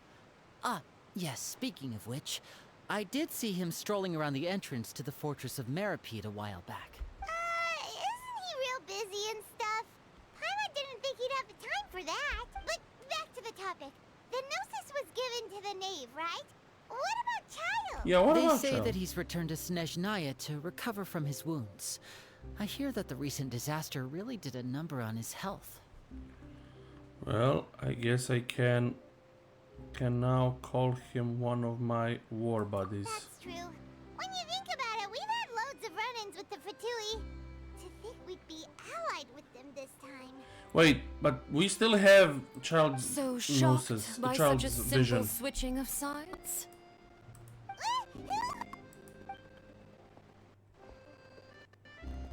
Father!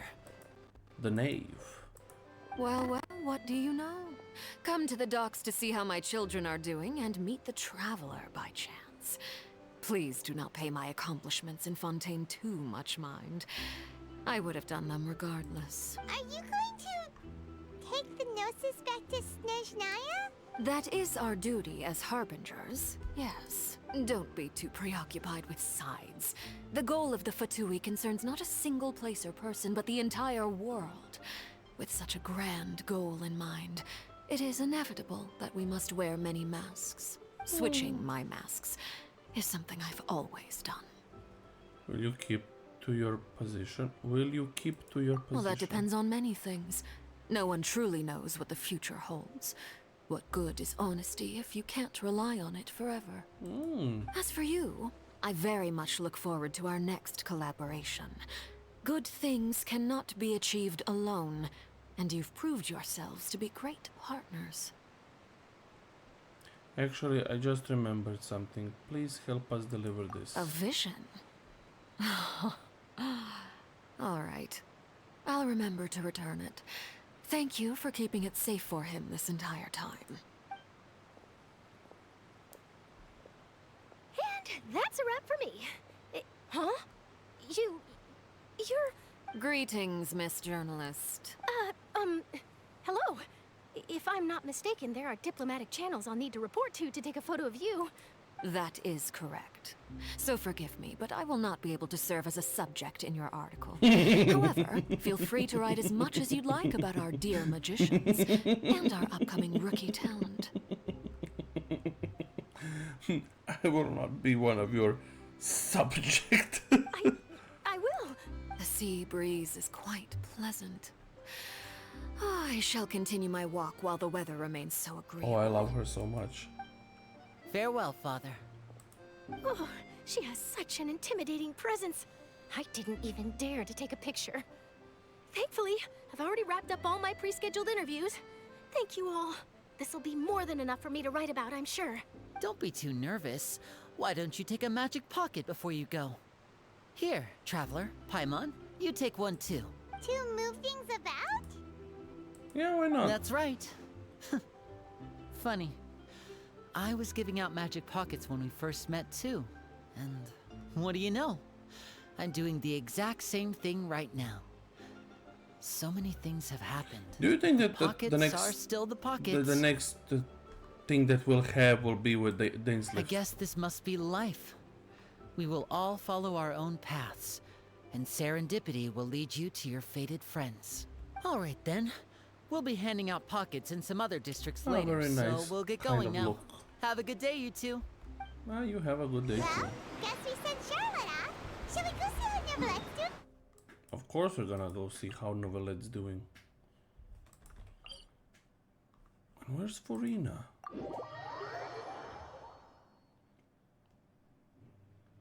What about her? What's happened with her? Are we not gonna see Furina at all in this? And let me just... Okay.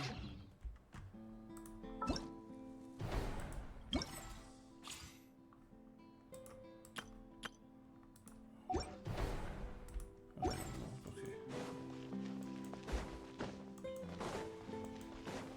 does this now?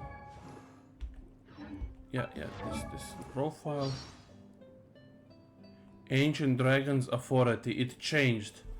It changed. It was question marks before.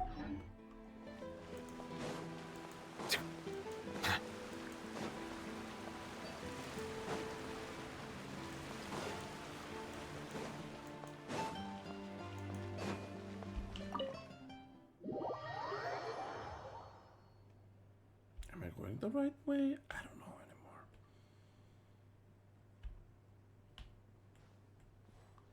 I wasn't going the right way. It means I have to go somewhere. I don't know. Behind the building?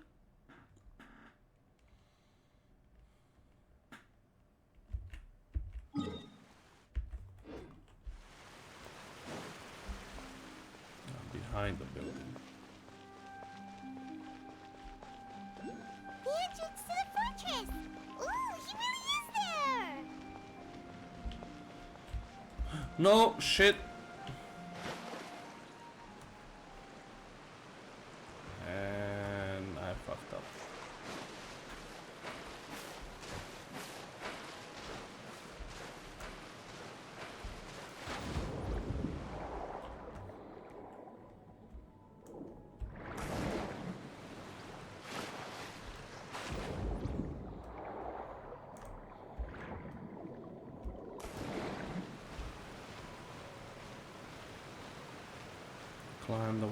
Climb the wall because I am dumb. Climb the wall because I am dumb.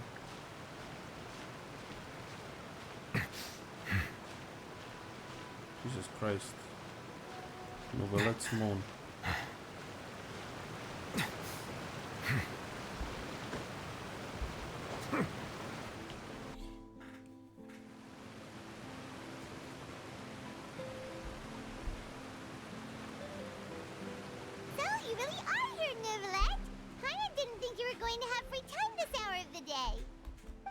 Really?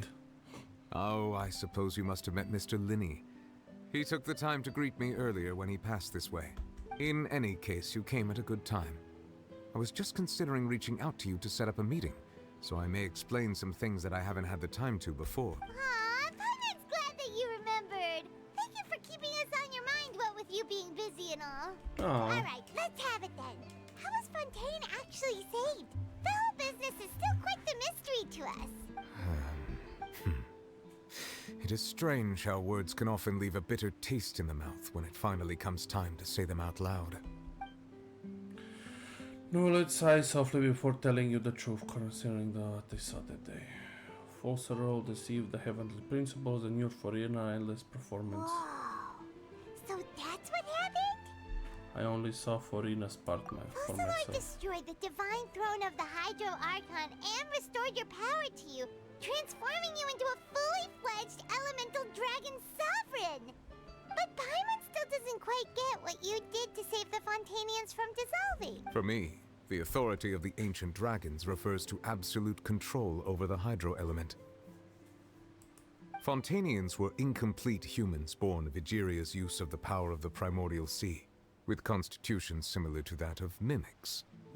But so long as those primordial energies remain within them, I could use the ancient dragon's authority to grant them true blood, after the fashion in which life was first brought into being on this planet. In other words, when I gave my verdict, Fontainians became true humans, and thus would naturally no longer be dissolved by water from the primordial sea. That's how it is. I must have counted on you to make that decision as well. Your verdict was the key to making the prophecy appear to have come true while saving everyone. You could say that it was at that moment that the Fontaines were finally truly born. Yeah, and in a manner of speaking, Falseroll finally managed to fulfill the original Hydro Archon's wish to turn Oceanids into real people too! It seems from your expressions that you still have more things you wish to ask. Ask away. I will tell you the truth as I know it. About the initiative verdict that was passed on I have Child. investigated his case along many avenues, and I have learned that he once fell into an unknown chasm when he was young. There, by chance, he awakened the all-devouring narwhal. But whether it be by sentiment or reason, that should not have been enough to consider him the root cause of the disaster. At most, he would have had tangential liability.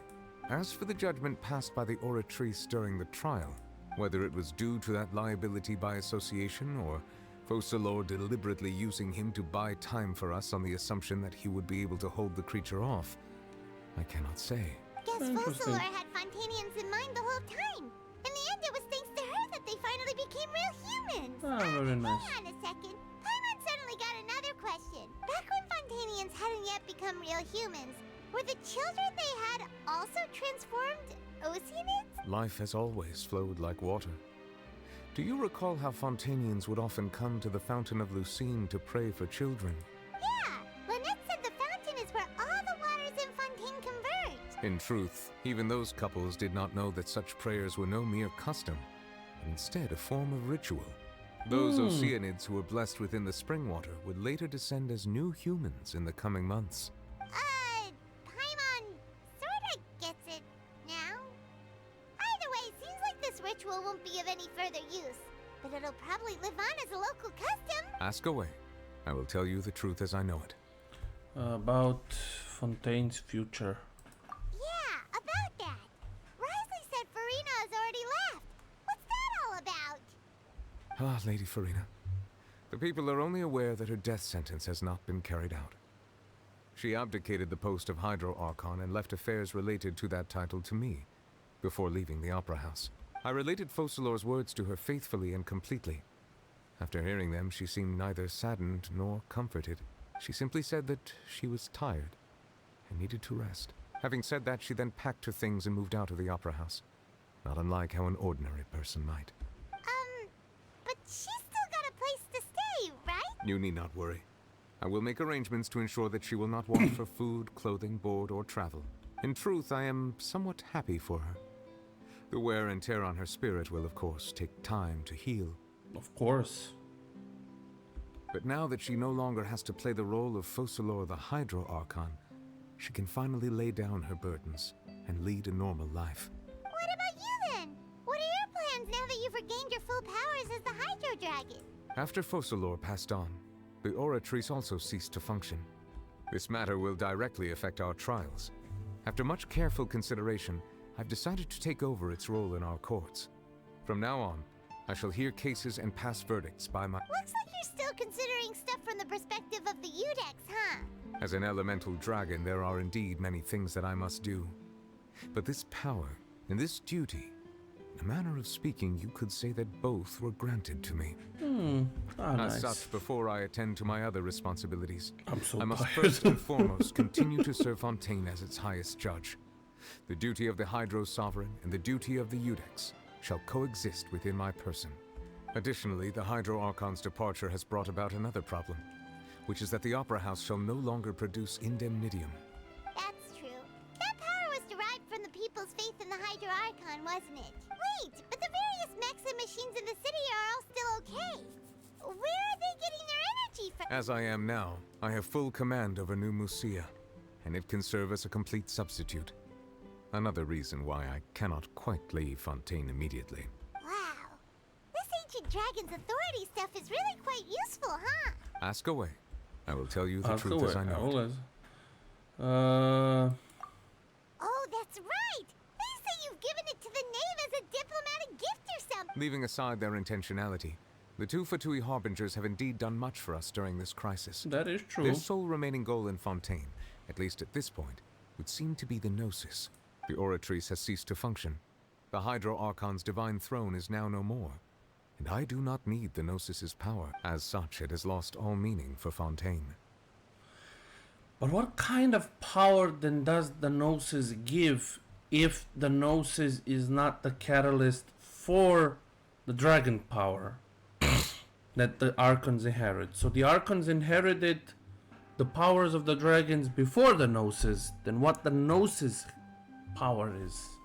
If the Fatui have impure designs, we might as well accede to their request now, and avoid unnecessary conflict. That is true. What complicated considerations? Paimon thought you were just giving it to them out of gratitude to the knave and as an apology to Child. Maybe. Ask away. I will tell you the truth as I know it. About the next stop on my You journey. will soon be heading to Natlan, I presume. I'm afraid that I have little talent as a travel guide, so all I can do is tell you what I know about that land.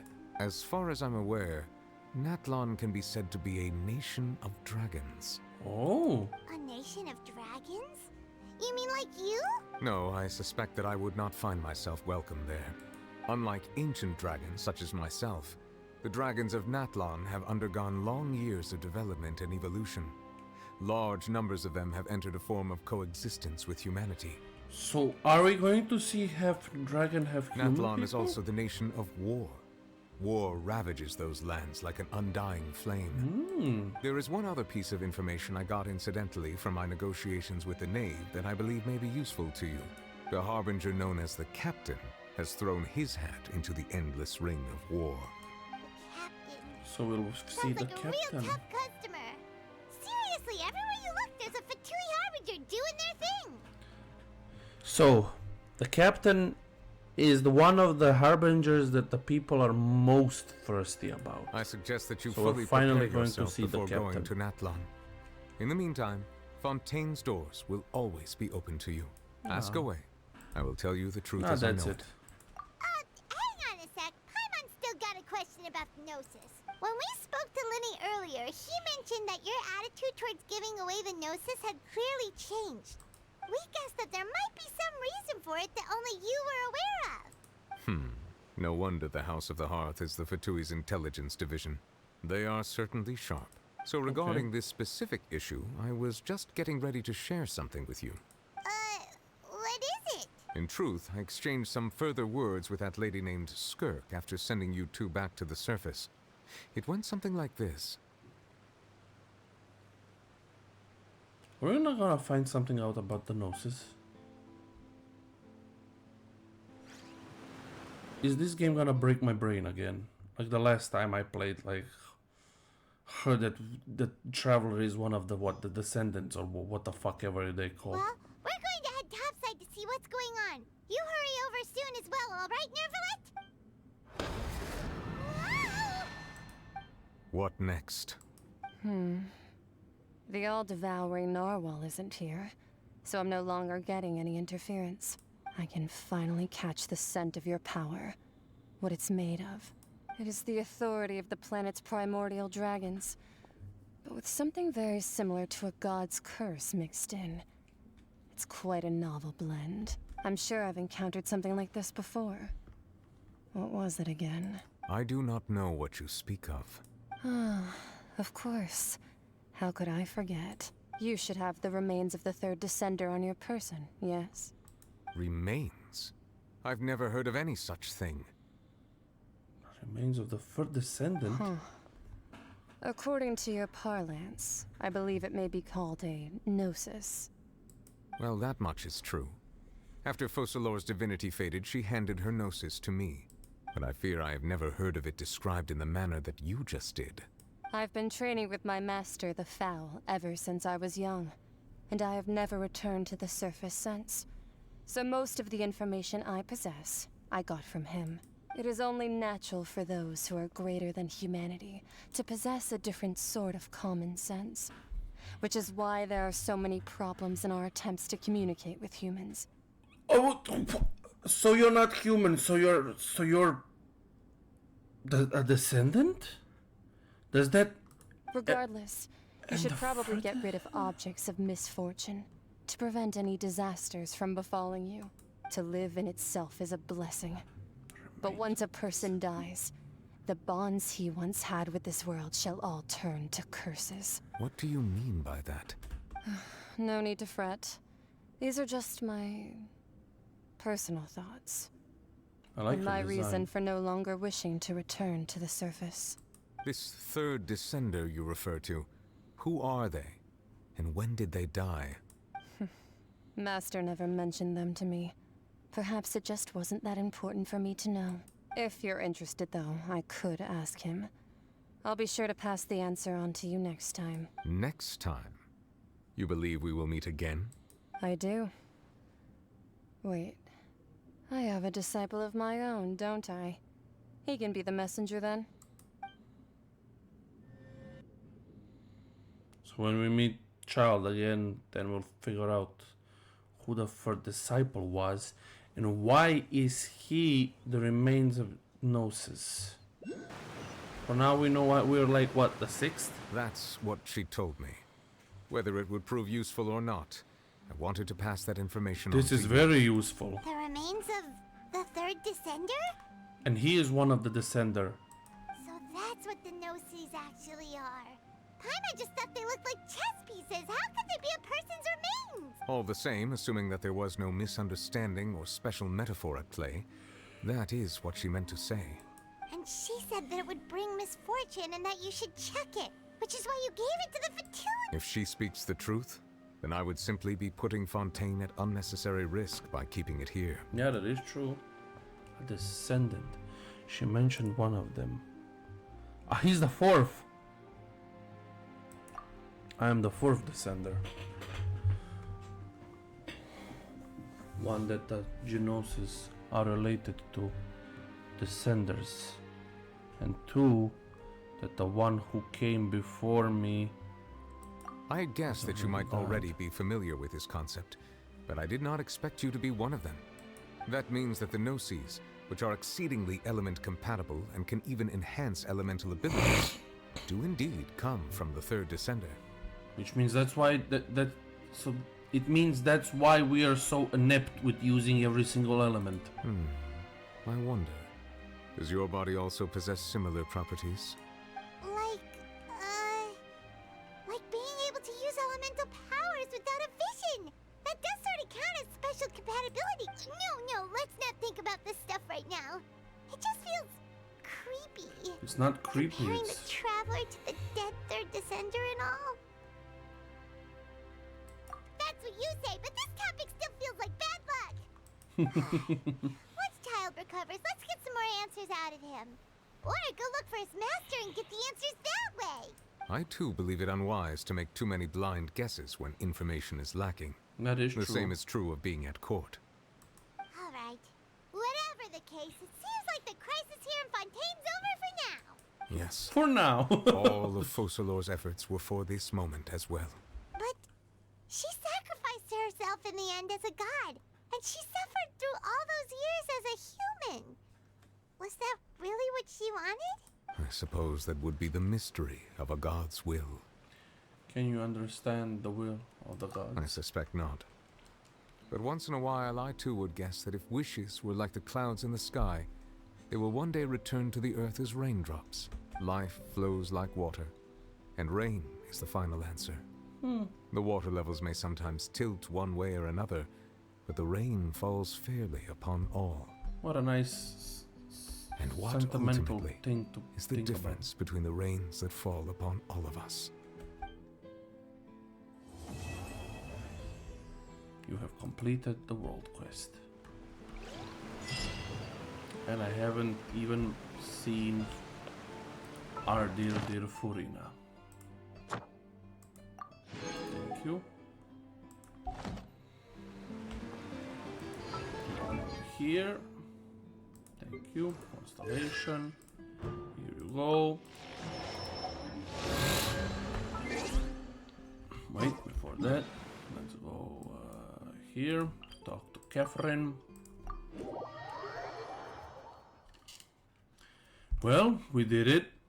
We got a lot of answers. I was thinking like, they're probably not gonna answer. They answered the Gnosis, the answer for child. They answered so many things. So Ad Astra Abyss. I'm a bit like, what the fuck?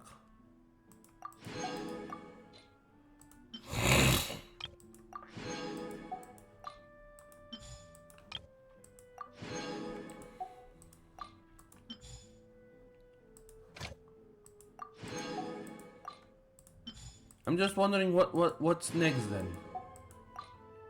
Are they gonna put any stories now after all this, or will it just like stop now?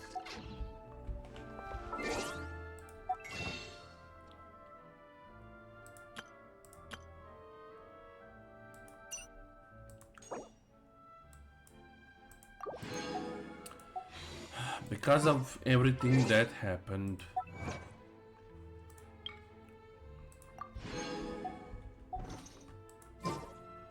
She kinda grew on me, so let's pull on her back. I doubt I'll get her, but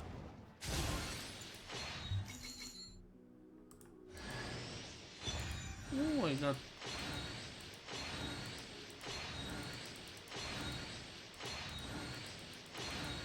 I thought at least 2 purples would be nice, but nope.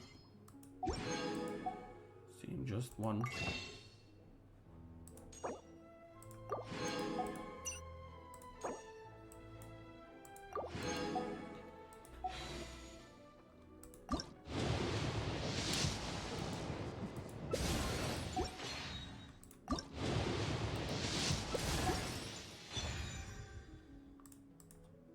Oh, I have one more.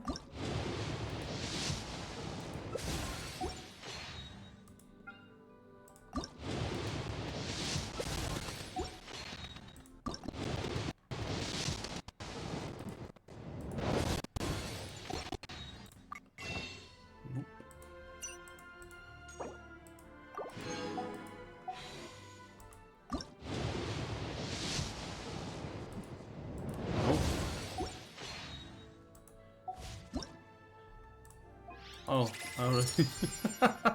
Because it was. Oh, it's very, very, very late.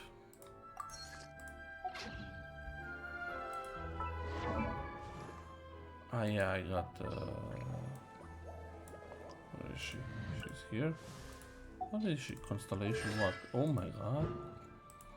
I almost have C6.